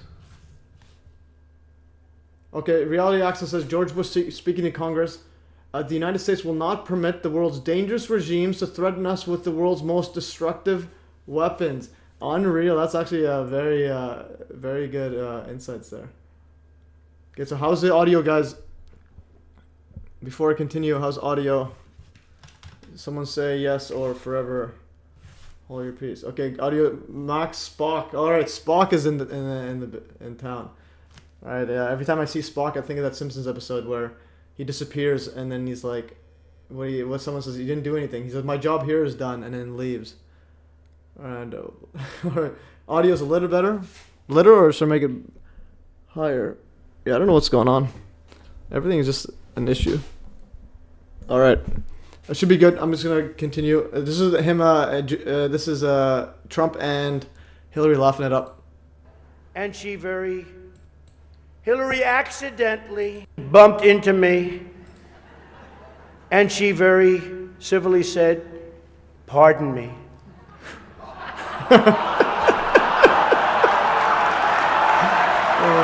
This is the first time ever. All right, so Maxbox says, is that question mark? Well, they keep laughing up and joking. Ever that Hillary is sitting down and speaking to major corporate leaders and not getting paid for it. The media is even more biased this year than ever before. Ever. Michelle Obama gives a speech, and everyone loves it. It's fantastic. They think she's absolutely great. My wife, Melania, gives the exact same speech. Look at this one. In public, pretending not to hate Catholics. Anyways, it gets next level. Okay, so your mic and audio is perfectly fine. And yeah, this video is, the highlights are bad. I didn't have a chance to go through them properly. But anyways, continue on our march and try to finish this all within the hour. It's 1:25, so we try to get it done here. So what is the next one? Oh yes, the next one, MES duality. Yes, a lot of people ask me about this. It's pretty much my quote religion. So where's the anti-gravity? So basically, MES duality. I came up with this when I was actually doing work on gyroscopes. And let's see here. It's kind of like my philosophy on life. Let's go read some MES duality here.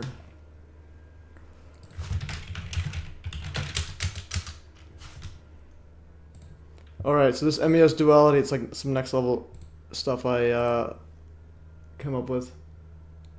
Oh, brother, this guy stinks. Alright, so MES duality, so basically the conscious is the manifestation of the subconscious and vice versa. That is all it ever was, and that is all it ever will be. This is kind of my philosophy on life. And elaboration of this realization. This concept is a realization of the interconnected of visible reality with invisible, and can be conceptualized in all of life. Alright, so go on here. So anyways, so MES, so the conscious is a manifestation of the subconscious. So in other words, you're looking at your own mind. So a lot of people I get saying that XYZ is running the world, the Jesuits, the Zionists, etc. My view is, according to this philosophy, is that the person running the world is literally you in their mindset. Like you with whatever power they have. So there's no difference between the people running the world and us, the enslaved. So basically, simplified version, everything you see is a representation of everything you don't see. And religious, the flesh is the embodiment of the spiritual, and psychological, the physical is the result of the mental, and the external is a manifestation of the internal. And political, so basically I use this duality setup on all things, even the political. So the average person is a representation of the government, and the individual is a representation of the collective. So in other words, Trump, the leaders, the puppet leaders are representatives of the average normie, the average person. So yeah, and it keeps going on. But anyways, this is like some next level stuff. And financial, the bull market arises from the bear market. Social, you are the people you choose to hang around with, and so on. And in scientific ones, basically I think it manifests in pretty much everything. Even scientific, the ripple affects the entire ether. And understanding anything means understanding everything. So that's why gyroscopes are pretty big. Because I think all mainstream physics is going to be wrong because they can't even get something simple as a gyroscope. Jim Jones says, I like it, MES. And then practical, everything you know is a result of everything you don't know. And what you know is what you do. What you learn is how you learn. And improving yourself improves others. And so on. And this one, health. The body is a representation of the mind. Exercising the body benefits the mind. And then even in occult, they always use the as above, so below. The exoteric is a manifestation of the esoteric. And this is some Ken Wheeler's magnetism that had some interesting stuff in there, but I think he's a bit out there. But it's anyways. Space necessitates loss of counter space. Centrifugal force and motion necessitates centripetal force and motion. Charge necessitates discharge. Motion necessitates loss of force. Acceleration necessitates loss of inertia.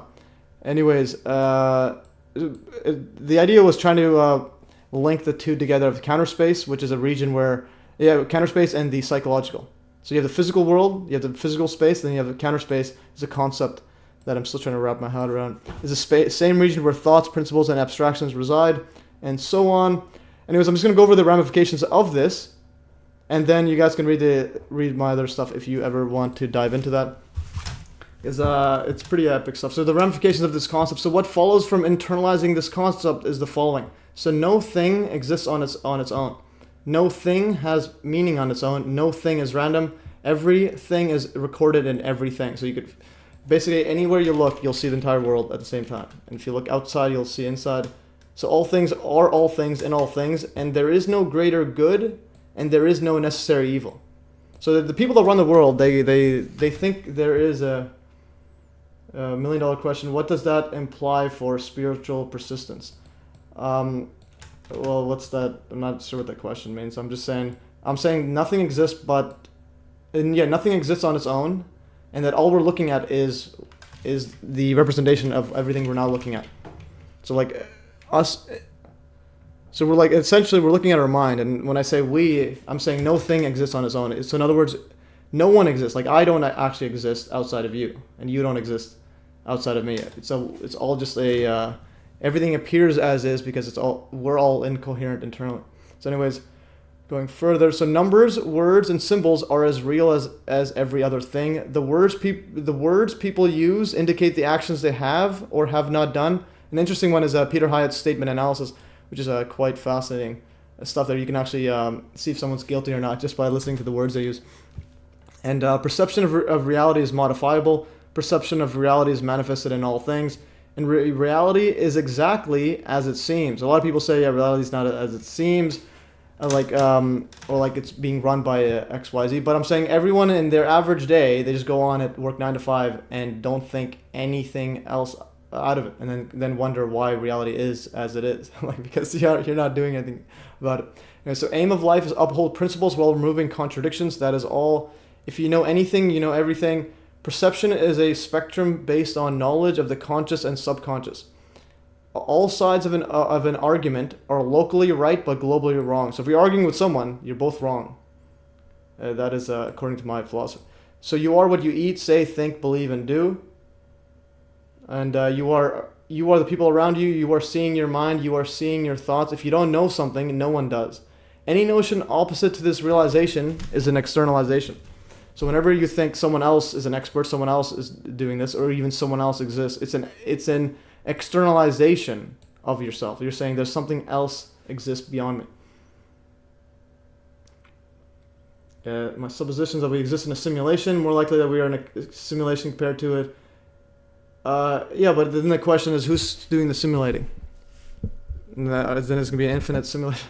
Anyways, I'm saying we are simulating it, and we don't know it. But the thing is, it's pretty obvious we are. As in we, as in me or you. There's only one being. So externalizations beget externalizations.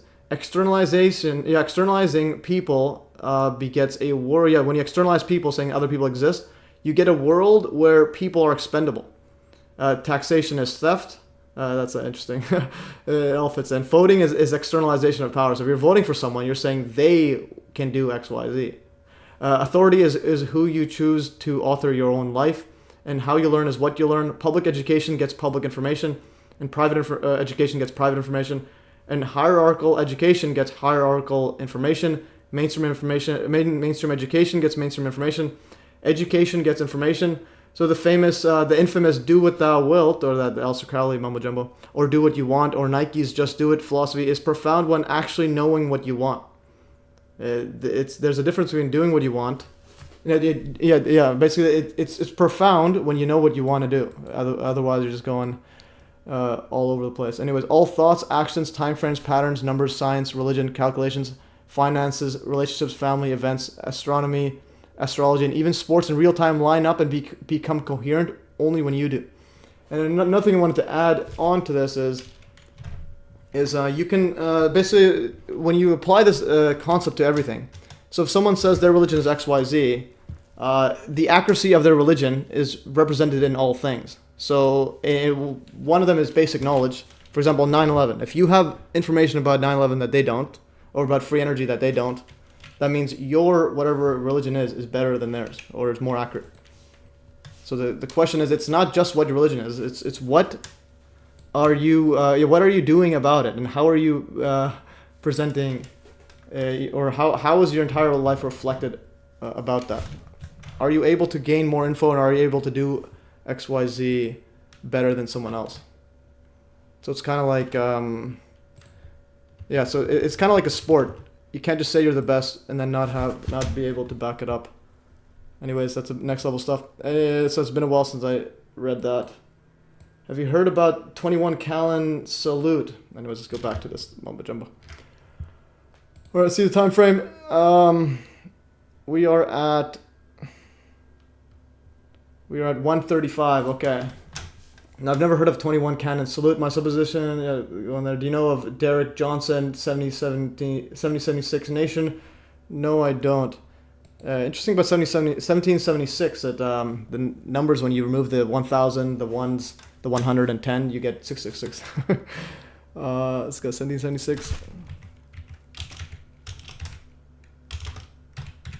And I'll put this MES duality stuff in here if you ever want to read the full thing, how I came across this. It's pretty mind-boggling, actually. I get kind of emotional going over it, so you can go over it yourself. Anyways, an MES duality, baby. 1776. No, 1776, 666. And let's see, someone wrote it here. Yeah, 1776, you got, if you remove the 1000 and the 110, so you get 500, actually no, yeah, something like that, 500 DLC 666. Yeah, I mean the numbers add up to 1000 plus 100 plus 10 plus 500 plus 100, 666. Anyways, why is everybody making it so hard to analyze what they're talking about? Anyways, I'll add that to another one once I remember what it was properly. Okay. Next setup. Let's see.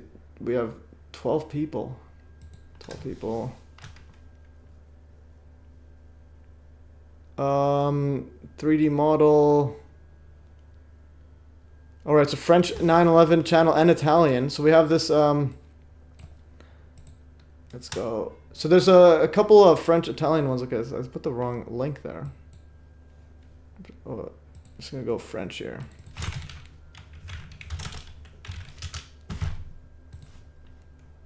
Yeah, so this right here is a pretty epic, this guy's doing live streams in French, and it's going pretty viral, actually.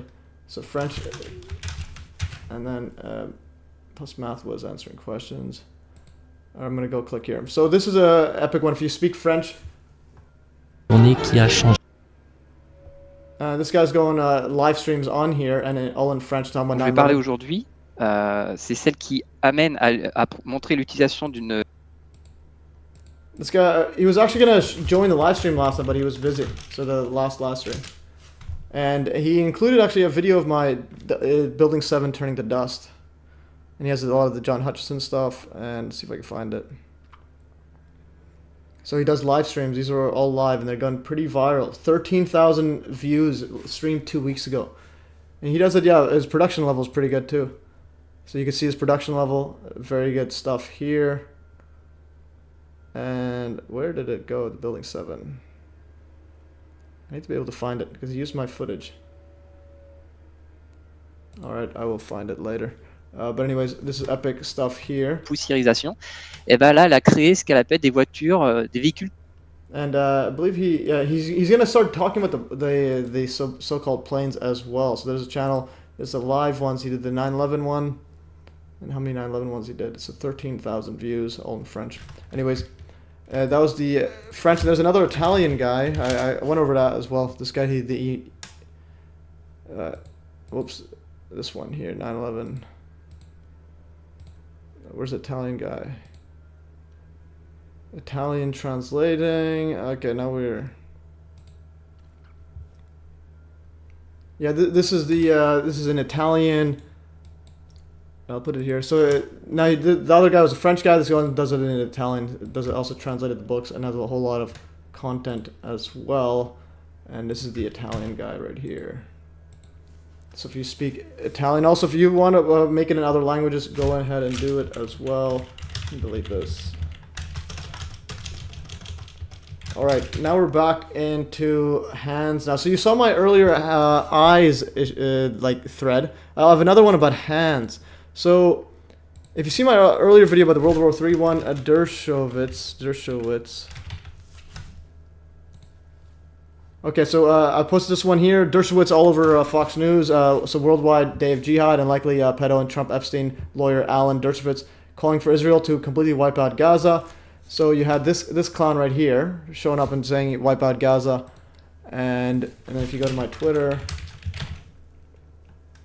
sweet mumbo jumbo. Seriously, you guys, IQ 1776. No, mumbo jumbo is just my way of saying things. I'm not trying to be disrespectful. Anyways, let's go Matthew Solutions, Dershowitz. Because everything's mumbo jumbo, according to my philosophy. All right, so this is the Epstein guy. He also was Dershowitz clients was Jeffrey Epstein, lawyer, O.J. Simpson. Then he was on Fox News, saying everyone should wipe. Yeah, he said Israel should wipe out Gaza. And then what I wanted to go over here was his hands. Okay, so there's a thingy here about his hands. They always bring up the hands. So here's this was the Prince Andrew with his hands. Notice his hands. Notice Dershowitz's hands when he's talking about when he was defending Prince Andrew. Now that Epstein lawyer hanger outer. Anyways, this Alan Dershowitz maybe forced to reveal secret communications with Jeffrey Epstein. And yeah, again, so he helps secure Epstein's plea deal. Look at his hands. And now, look at his hands. Then he's defending Trump over here. And so what I did was, and the CIA director with his hands, from high-profile cases such as O.J. Simpson and Jeffrey Epstein trials to now, Trump's impeachment trial, Alan Dershowitz is always there rocking the usual gang sign. So notice his hands right here. I'm going to put this here. And this was, I think, defending, yeah, this is Trump's legal team. And he has his hands entitled. I have this, I think, 45 times speed. It's like a whole hour. It put into 1 minute. And look at his hands non-stop. He'll throw his hands out every time there. Okay. Every single time he has the hands out there. And it keeps going on and on. So the hands thing, and I had a link here, mes.fm/hands, and we're going to go through some of these as well. Alright, so I'm going to put these, HTTPS. Alright, so there's hands, and I think I put it in here as well. Dershowitz, hands, MES, yeah, so I added the hands. The hands is epic stuff here. So we have here, so notice that they always do these weird hand stuff. There's the, this Angela Merkel, always make sure to represent her puppet masters. Let's do a retweet of this one.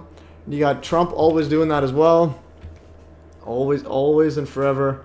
So Tommy Silva says interesting. Yeah, so you have even the Shark Tank right here. He's worth $400 million. You'll notice him rocking the hands. And he somehow knows where stock prices are going and oil prices and so on. And he got into crypto as well, even though he was saying Bitcoin was going to never be used, etc. So they're always lying to you.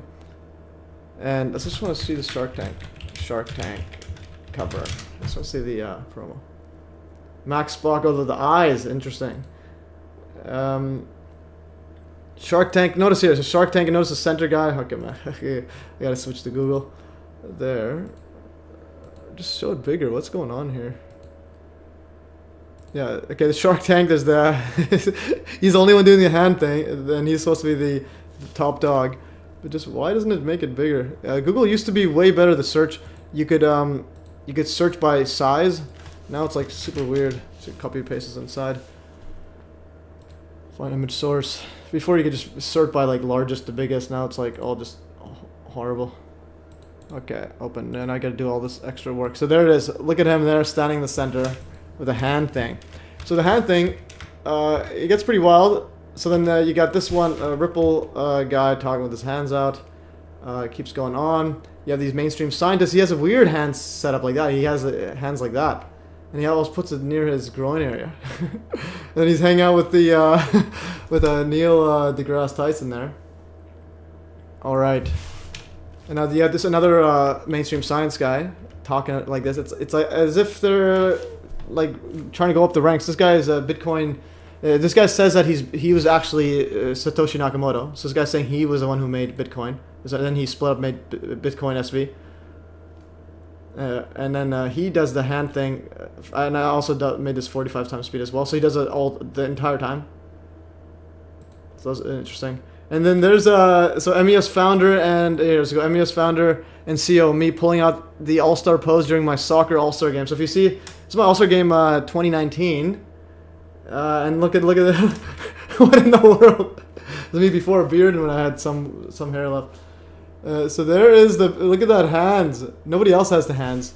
Everyone's hands are to themselves, and then you got your boy. All right, now we're talking. Can't talk eating. Okay, Matt G. All these you suppose. Hallie, who's Hallie Celsia? Yeah, there's a lot of gangs in there.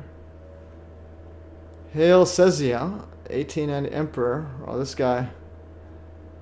Well, yeah, it's all part of some sort of weird script there. It keeps going. Okay, further. This is Department of Energy and world-renowned particle physics lab, the Fermi lab. This guy's also doing this. This guy rocks it all day for the mainstream side. You'll see a lot of science stuff. Timmy Sullivan says, "How disappointing." Me or I was rocking that in my soccer game. All right, and there's this guy, crypto trader host Ran Noor. He's rocking it like non-stop there. It gets pretty wild. Why does it do that? It skips. Okay. There's Alex Beck when he came out and said he has cancer, and he's rocking this when he's talking about it. So there's the video here. I just want to take a few moments to say thanks. Whoops. Okay, so go in here. To the, believe it or not, hundreds of thousands of people who have sent in tweets, text, former, everything. Show the hands. Oh, there's the hand. I'm extremely touched by the warmth you have expressed in your comments to me. All right, epic stuff. And there's another one I will show. I didn't post up here. And there's another one. Here's police chief saying that. So he maintains it for 10 straight minutes as answer questions regarding the Christchurch mosque shootings, the supposed shootings. Oh, me. I was disappointed. Me and I. You can also joke around with these clowns as well. Okay, this guy apparently that Christchurch mosque shooting supposedly. Now he has his hands non-stop. I had this 10x speed. Look at his hands there, and then he keeps them always there, back and forth, back and forth, back and forth, back and forth, non-stop. And there's Elon Musk as well, talking about his new dragon car, or whatever, dragon ship, and while he's doing the hands non-stop. And there's even this comedian guy, yeah, this guy here talking about Trump, and then etc. And then he also goes on later and says wear a mask during COVID. And there is this everybody is usually when big things are changing, and this guy here is the robotics guy at DARPA, part of DARPA's one. He's also rocking it. Keeps going here, and Alan Dershowitz, and there's the CIA director. He while he's saying we lied, cheated, and we stole, he's literally rocking it. That's Secretary Pompeo, and there's the your boy Dershowitz. And then there's Anthony Fauci. So Fauci's rocking it as well. Fauci is a very interesting setup here. Fauci. So while he's watching the baseball game before when the masks were mandated, and he's not wearing a mask, and he's doing this. He's looking like a Mr. Burns, and Mr. Burns is doing that as well. Looks to overlap his fingers. That are interesting. Okay, this guy's saying the same thing. The thing is, the hand thing is part of acting class. They teach you what to do with your hands because they can become awkward. Yeah, you could also say that too. But it's the thing. It's a hand thing. But when people are doing it, that are obviously it looks like they're forcing it to do it. So I've never done it in my life. And like Trump does it nonstop. And then he starts talking to this another pro. I think he was meeting with the New Jersey governor. And you can tell it's like the pro ones do this with Trump. But anyways, it's like a non-stop thing. And this guy's Adrian Dix, also known as his name Dix. It's similar to like David Icke. They also have Dix-sounding names. Anyways, so I saw this on TV live, and I'm like, he's like, do we have enough PPE or personal protective? And look how his hands are. So this guy, so Paul Lovelace says the hand thing is part of acting classes. What is he doing here? All right. And then I also have a GIF right here. He says, "Be kind, be safe, and do as you're told, or else." And then we have the Pfizer CEO. I think this is the last one I made before I said enough was enough. Yes, the Pfizer CEO like this. So what's interesting, I told some people this, told my brother, and he told his friend. His friend was always laughing about it. He's like, yeah, right. And then one day, like the friend went to like a company dinner, and then the company CEO was there, and he was doing this the entire dinner, and he's like, what in the world's going on? And then another part that's interesting is I actually bought Simpsons Mr. Burns book. I actually bought the Stonecutter book because of his hands. I wanted to see what's inside. Yeah, so the Handbook of World Domination. So notice the title as well. I actually have this book. I'll go and bring it right now. 1 second.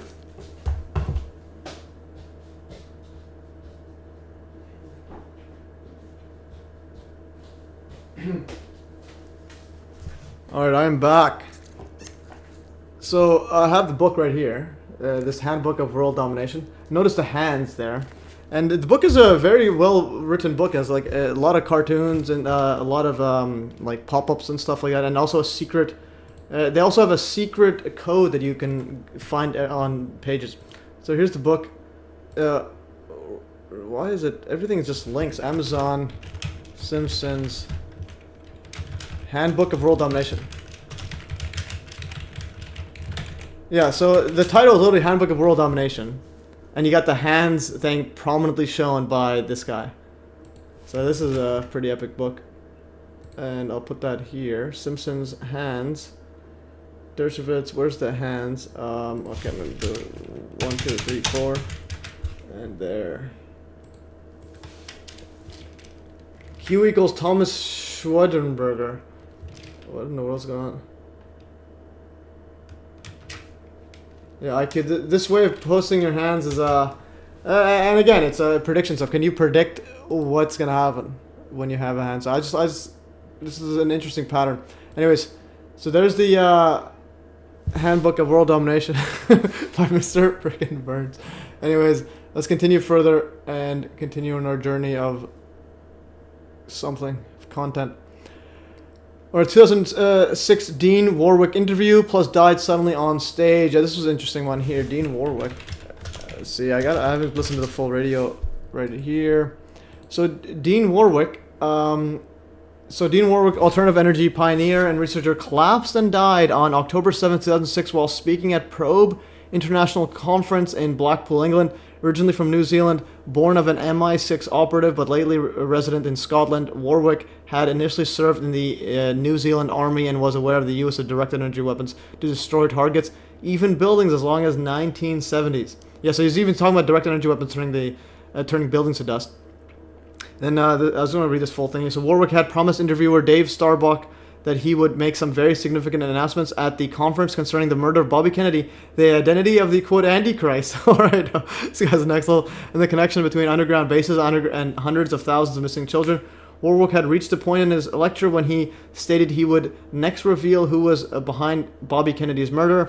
However, he never did. Instead, he said, "Bear with me for a moment," leaned with his left elbow on a nearby table with his right arm across his body, and then fell flat on his face. Shortly afterwards, he was pronounced dead, and Warwick was aged 62 and was in good health. Shortly before he began his presentation, he said he felt a, quote, beam or burning at the side of his head, and conference organizers said he had spoken of having had premonition that something would happen. So that's interesting. And so that's Warwick. And even Andrew Johnson wrote about this in October 11th, a few days later. So this guy literally dropped dead at the Probe conference in Blackpool weekend. He had some interesting things to say. All right, and he showed that when he interviewed him.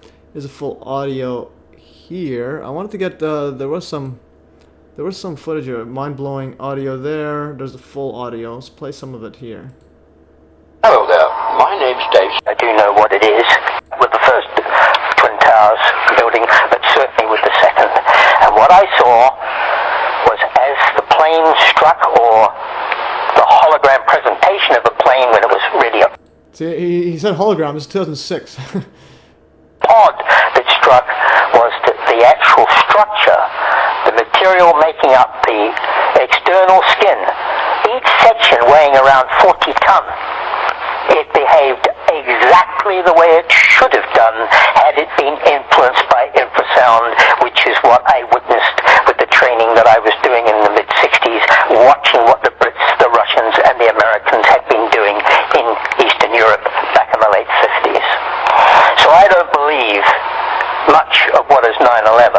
The other thing with 9/11, which very few people, well, in fact, again, I haven't seen anything spoken of publicly about this, but there is a building, and about 15, 20 stories up off the ground, if you get a look at it, you will see that the corner of this building, which is way distant from the Twin Towers positioning, 3 of its floors are torn apart on the corner.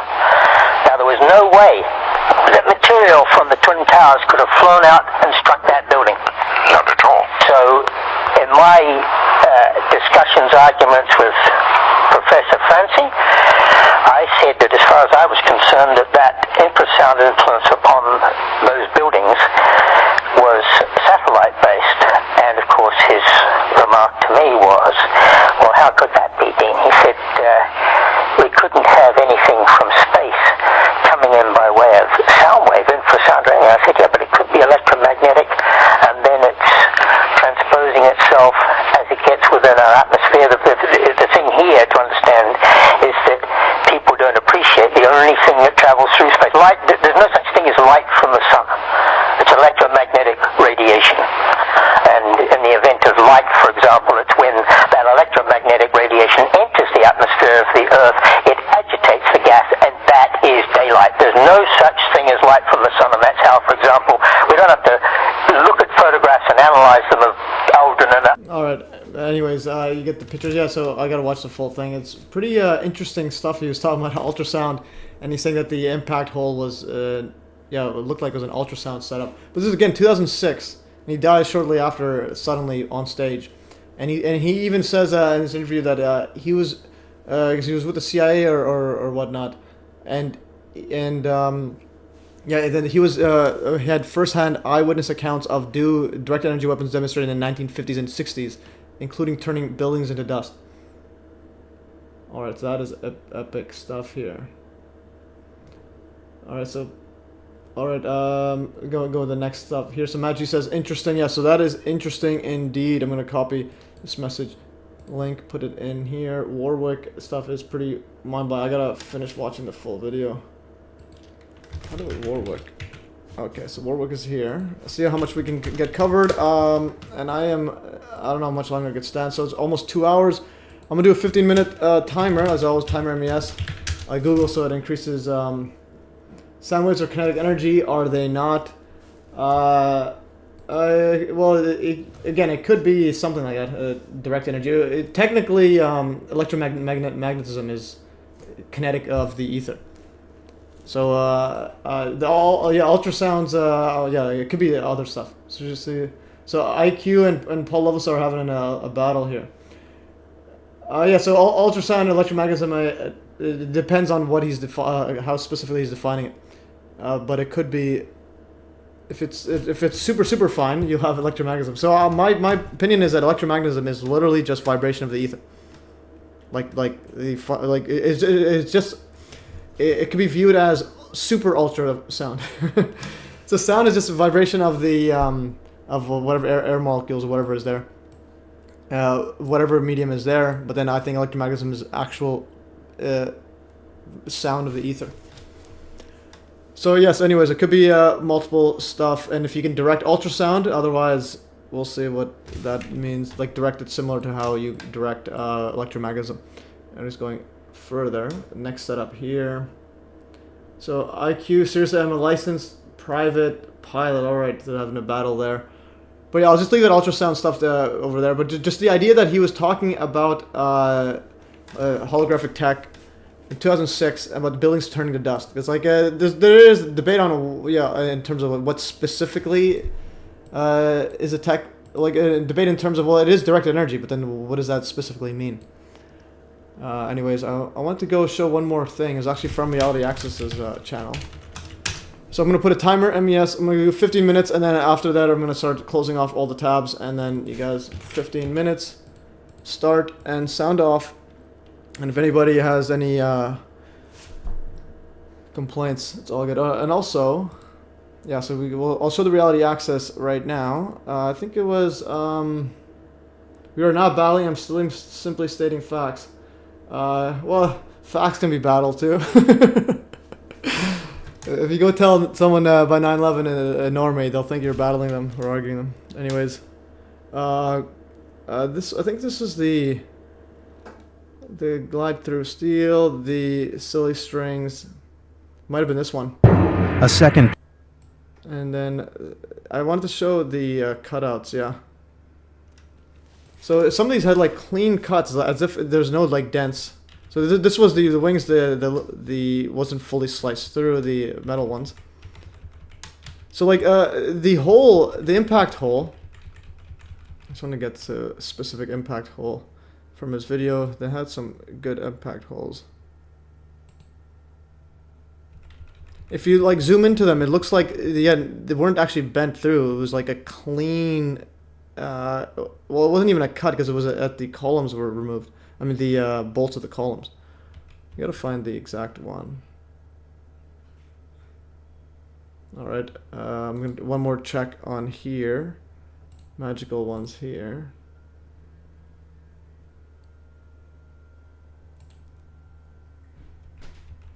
Yeah, so some of these ones here, the cuts were literally, or again, I think these were actually at where the bolts were. So like the bolts were removed, and then it was perfectly clean. So there was nothing like actually bent across. So it's almost perfectly vertical here, like a cookie cutter. At the 23.4, he's going through the wings. But anyways, I'll have to double check on that stuff. It's not ultrasound, it's ultrasound. All right. Anyways, I'm gonna go further next setup here. And guys, yeah, as I'm losing energy. So yeah, occult patterns 2 becomes 1. Yeah, so I got a comment from Instagram about this, the event 201 and so on. I'm gonna pop it out so I don't show their name, and then I'll Instagram and this is inauguration day. I'm gonna take some screenshots here.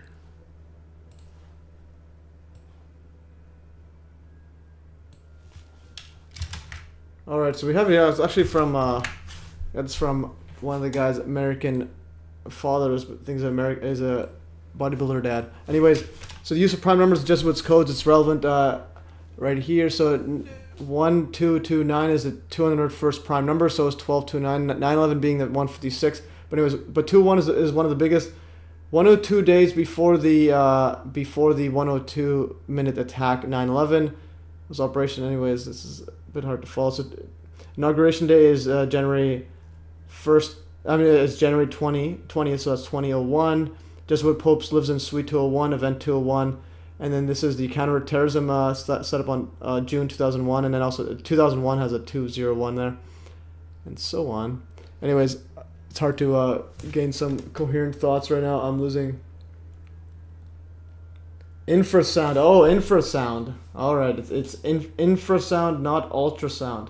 Or as Timothy says, many thanks. $4.99, epic stuff here. Yeah. So speaking of donations, actually, I forgot to go over this one. Thought I had a donation. Yeah, so I set up a donation link on PayPal. So yeah, so thanks Timothy, and also Paul says infrasound, not ultrasounds. I thought the guy said set up at low frequency to create mass resonance in the buildings.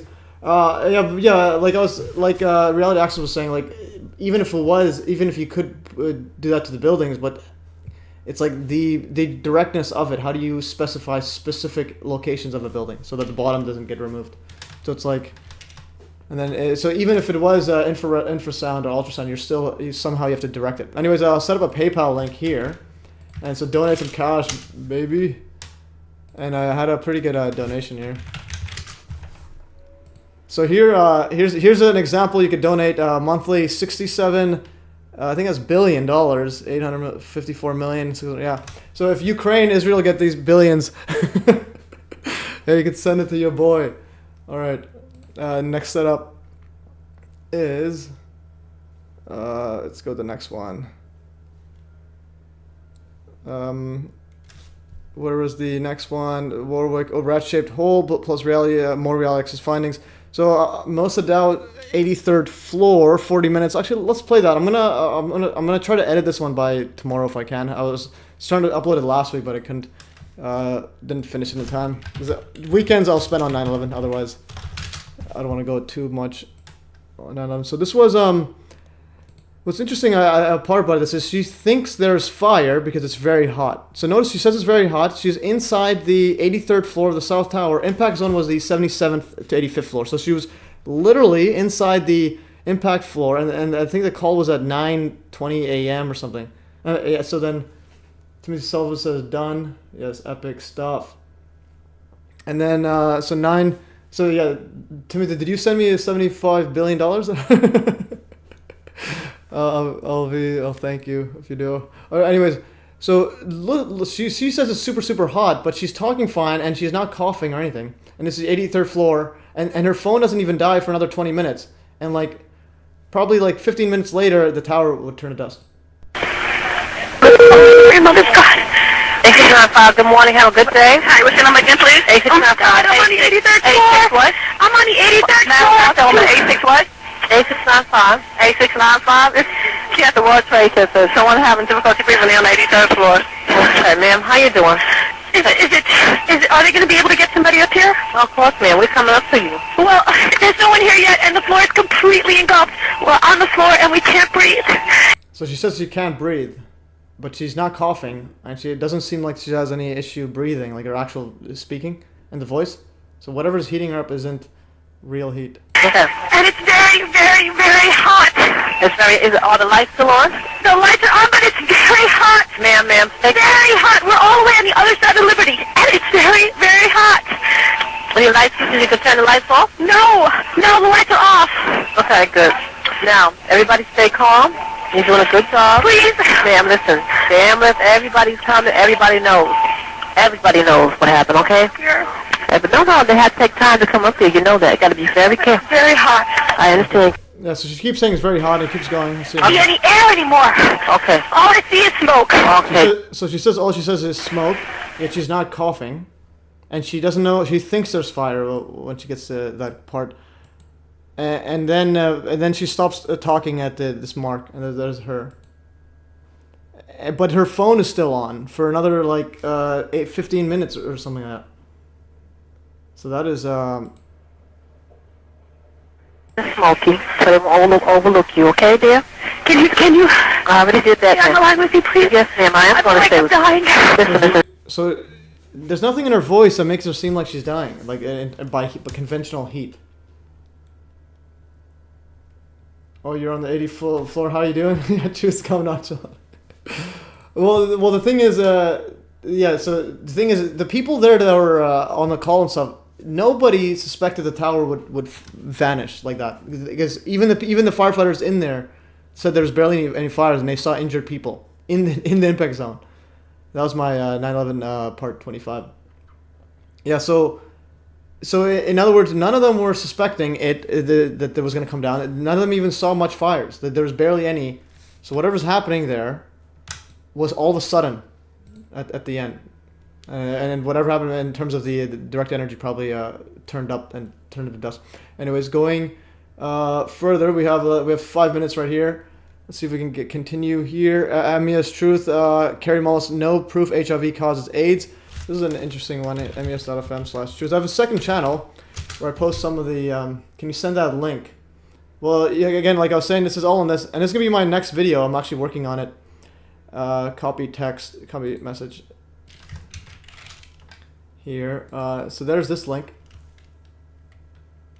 Yeah, but they were hit with microwaves that excite the moisture. Yeah, that's the thing. So the thing, I'm speaking rhetorically half the time. I'm saying it's not conventional fire. It's some sort of electric slash microwave tech where like it doesn't burn everything indiscriminately like fire. So yeah, so that is this is.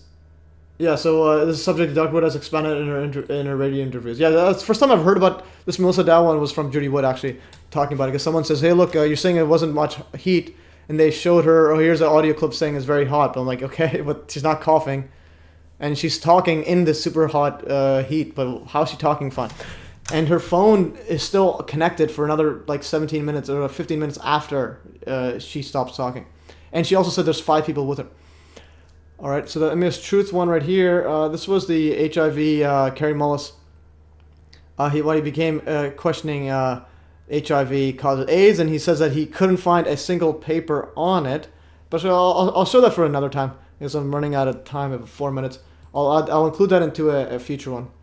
So let's see if I can continue further. Alien scientist Pete Santilli. Oh yeah, also Andrew Kaufman is a possibility. He might go on the show.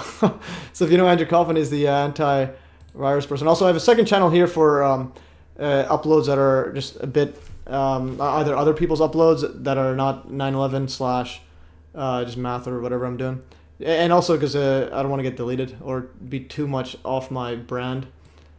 So I'll put stuff like this. This is the think tank one saying it's Iran. They can do a false flag.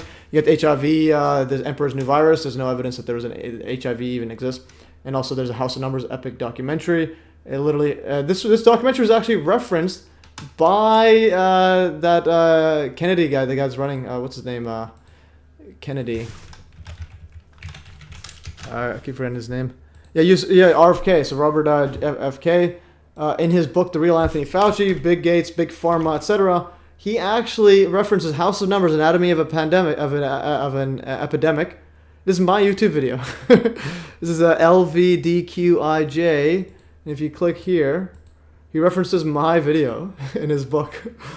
LVDQIX there. So he literally references my video. That's epic stuff here. Oh, my upload. It's on my video, but I uploaded. Copy message link. Cars were burnt, but paper nearby was not. Yeah, that's epic.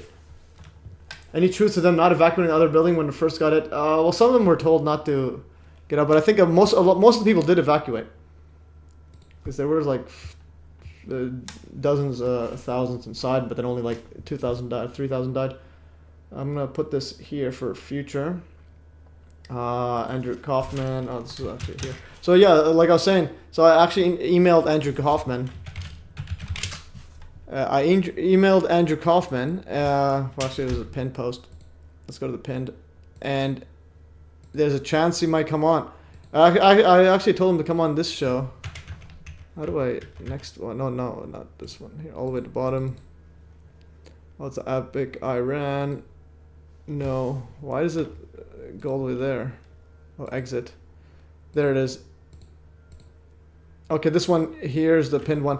So I emailed him, and then his secretary or whatnot got back to me. So, hi Matthew, I was recently forwarded an email from you to Dr. Andrew Kaufman. I would love to help set up an interview up for you. Please let me know your availability, and we can go from there. Please also let me know if you need anything for us prior to the interview, what connection will be, and a link, etc. Looking forward to hearing from you. So yes, so secretary got back to me. So Andrew Kaufman on the live stream would be game changing. All right, so next setup, guys. I think I turned the sound off on this alarm. Next setup, let's just try to fast forward. So yeah, there's Iran, Flat Earth Horizon Bridge. Yeah, I had a debate with some flat earthers about stuff like that. We'll go through those later. But I want to go through, well, the Iran one. Actually, we'll go through this, because if you saw my earlier World War III, I was saying Iran, big time. And then all of a sudden, Elon Musk starts posted this today. So Elon Musk is getting on the Iran. So the Iran wants war. Look how close they put their country to our military base. Look at the military bases, and but then the reader says there are no military bases in Turkmenistan, Afghanistan, or even them. Okay, then it says even the military bases that do exist in the Middle East are not nearly as many as posted. All right, so the saying is misleading. All right, so the U.S. isn't that warmongering. Interesting committee notes, but we'll have to double check that. But anyways, so that was that one, and then I wanted to show one more thing before we end it off. Yeah, so this one right here, I'm gonna stop the timer, and I'm gonna show this. I'm gonna start closing off everything. HIV was manufactured in a laboratory. No, I'm saying HIV doesn't exist. There's no bioweapons, but it's just a lot of it. Because if you look at even the mainstream narrative, to get HIV, to get cause AIDS, whatever, they give a 10-year window. So if you test positive, you have 10 years to live, like around 10 years to live, and the risk people at risk are like gay people that have like hundreds of partners and take poppers, which are these drugs that make your a-hole more loose, and drugs. So anyway, and other drugs for the. So what I mean is the lifestyle choice of the people that are dying from AIDS are literally the most reckless lifestyle you can imagine. All right, so we have all that. And then I want to show last thing, and I'm going to start closing things off and do maybe a mini workout if I have time. And let's go to this one here. So at least I'm following this setup here. Actually, yeah, two more things, actually. I'm going to go over this testimonies things. I'm going to ask you guys to do some work. And I'm going to go to this one here. 9/11 callers. I want to ask them for their names. And if you can find them, let me know. Try to get them on the live stream if they're still alive. So if you guys thought we're awake, imagine these people on 9/11. These callers knew right away that 9/11 was an inside job. Let's just listen to the caller. It is easy for these kind of people to move within our boundaries. Thanks, caller. You're looking at live pictures from the Pentagon. Aptos, California. Good morning. Good morning. I just think it's an interesting coincidence. Wait. Go back. I hate this sound. Okay. That the stock market has crashed, coincidentally to this incident. What's the connection? All right, go back here. Okay, so this is live during the Pentagon to 9/11. Easy for these kind of people to move within our boundaries. Thanks, caller. You're looking at live pictures from the Pentagon. Aptos, California. Good morning. Good morning. I just think it's an interesting coincidence that the stock market has crashed, coincidentally to this incident. What's the connection? A lot of countries have done it in the past where the leaders will do undercover things in order to make other people seem like they're the culprits. Thanks, caller. Kansas City, good morning. The guy just hang up on her. She's saying, yeah, so stock market crashed, and he says it's fishy, and it's obviously inside job. And this other caller is epic, too. Good morning. Good morning. You're on the air, caller. Go ahead. Hi. I just wanted to say that our heart and prayers go out to the families and the people that have died, but has anybody stopped to think that this could be something that is coming from within, because our economy has been in a tailspin since Bush came in, and what better way to raise the economy than to start a damn war? San Diego, you're next. All right. Well, the guy just cut her off right away. So if you guys know these callers, let me know. And then there's another thing. I go here. Lack of rubble. No, those I just completely forgot about it. Yeah, the good testimonies were here. So what I did was right here. So I made a giant table right here. I mean, let's see, go back here. Okay, this is the last one here, testimonies. Okay, so what I did right here, I downloaded and combined all 500 PDFs of 9/11 firefighters, paramedics, and EMTs witness testimony from New York Times and combined them into a searchable 7,000-page PDF. Note I use this batch link downloader, a browser extension, and then to scrap all the PDFs. So I was able to get them all. The reason is because this is the one firefighter testimony. Is firefighter Michael Mackow testimony about a truck literally being levitated off of him. I realized I couldn't get out from under the collapse. I dove under an ESU truck. I was facing north on the west side of West Street. I dove under that and waited for the building to come down. When the building did come down, I thought I was trapped and the truck was blown off me, pushed off me. I guess it was not there. At that point, I was really just shocked and didn't know what was going on at that point. I didn't know. I was really, really shocked. So this is an epic find from one of those PDFs. So what I did was I combined all of them so it's easy to find, easy to search. So so if you have here, there's like hundreds of these. But then if you have to click each one, and then you'll see a PDF. But then you'll see their witness testimony. But what I did is I combined them all. And there's the link to them here. Put this here. Yeah, so put this here. And then I made this giant PDF. Open link. Let's see if it shows up. And you click the link there, and then you could search up anything. So the thing I posted here, so I'm requesting if you guys can go over this and find any testimonies. So this is literally 7,000. You could search it too. If you find any epic levitation, any weird, bizarre stories of people like having their clothes, I mean, being burnt but not their clothes, and so on like that. So this is 499 people or 500 PDFs combined. So 7,058 pages. All right, and let's see. Jeremy Bartlett says, what rubble or remains were there were removed quickly to avoid seeing evidence of Hudson effect, but I do contend some different metals. Oh yeah, that is true. So the very few rubble that was left over was trying to remove quickly, because there was some next level stuff. But even then, people are like mind controlled, where they can't even see what they can't see. It's like, for example, that fused Bible. I think I had it here. Let's see, 9/11. This is like inside the museum. They even show this inside the 9/11 museum. The firefighter fused Bible. So you have this right here, fused, but the paper's not burnt. Like they have the pages not burnt, mixed in with a bunch of stuff, and the paper isn't even seared. Like how does this get merged into like this metal or whatever piece in there? So this is an effect of things being. This is an evidence of the Hudson effect at play. And there's another one about the fabric as well. Okay, last thing, I'm gonna start closing everything off.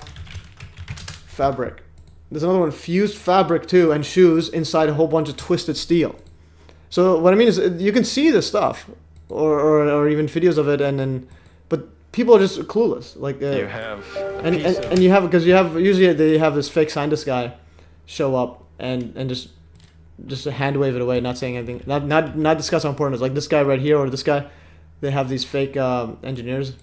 Wire, telephone wire. You have a sole of a shoe. You have a piece of fabric. This is clearly a piece of carpet, or possibly a fabric from a furniture, all fused into this incredible mass. All right, so it's all fused, and this guy just doesn't even bat an eye about how important this is. So it's fused. That's bent metal, twisted metal that you need thousands of degrees to get to. Yet there's fabric that's unburnt, and cable wires, and shoe insoles, and everything. So this Hudson effect right in our face. All right, that's epic. Their minds can't comprehend. Well, but you also have this guy. They don't just have anyone going and talking about this. They have a specific. One of those Illuminati hand guys. They got a guy doing this, walking around saying, "Yeah, this is interesting." Anyways, and then everyone just believes whatever this guy says. Oh, he's doing the work. He's doing the investigation. All right, so that's epic stuff. And we are gonna go. There's some other more twisted. And this one, this video, I was gonna upload as well to a future one, maybe in a week or two. Someone made this epic video. Oh, I hit one of the... Okay, I'm just mute it. They have... There's 13 minutes of all the images of... A whole bunch of images of twisted metal.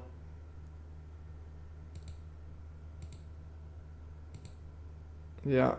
So this is all twisted and bent and so on. Like this one here. How do you do that? That takes thousands of degrees. All right, you got it. Anyways, that's all, guys. And yeah, so like I was saying, donate some cash money to your boy. All right, and hopefully you enjoyed this special. See the live stream stats. We'll get to it in a bit once I close it off. HIV/AIDS documentary is pretty epic. And also, yeah, so make sure you go donate monthly. Let's see how much. Just whatever the U.S. debt is. U.S. National debt. Clock. Let's see the U.S. debt. Okay, U.S. debt clock is at, how much are we at? $33 trillion. All right, guys. 100,000 per citizen, 259,000 per taxpayer. It's still going. Yeah, and Rusted, get a good spot on that, on there. All right, guys. So donate however much this costs. I'm gonna go and let's go to start some wars. Hopefully, we'll get a live stream before the war starts. The Iran war. Iran equals World War III. Just remember that. Remember who told you that when it all happens. Alright, and let's continue. Alright, that is all, guys. What is this? Alright. Okay, that's all, guys. 23 people, $6.92 in chat revenue. Unreal. Alright, we love you, man. Don't stop for sure. Paul, thanks. And Jeremy, Dustification, Russification, for sure. Have a good one, guys. Yeah, and IQ, yeah, nobody talked. 33, huh? 33. Anyways, that's all, guys. I'm ending in 3, 2. Oh, is that the debt clock? I think. Wait, going back. Why is it redirect? Go to site. Yeah, 33 trillion, guys. You know what that means, guys. 33 means World War. Albert Pike. Yeah, I heard that Albert Pike wasn't actually his quote, but the quote is pretty epic, though. I think it's.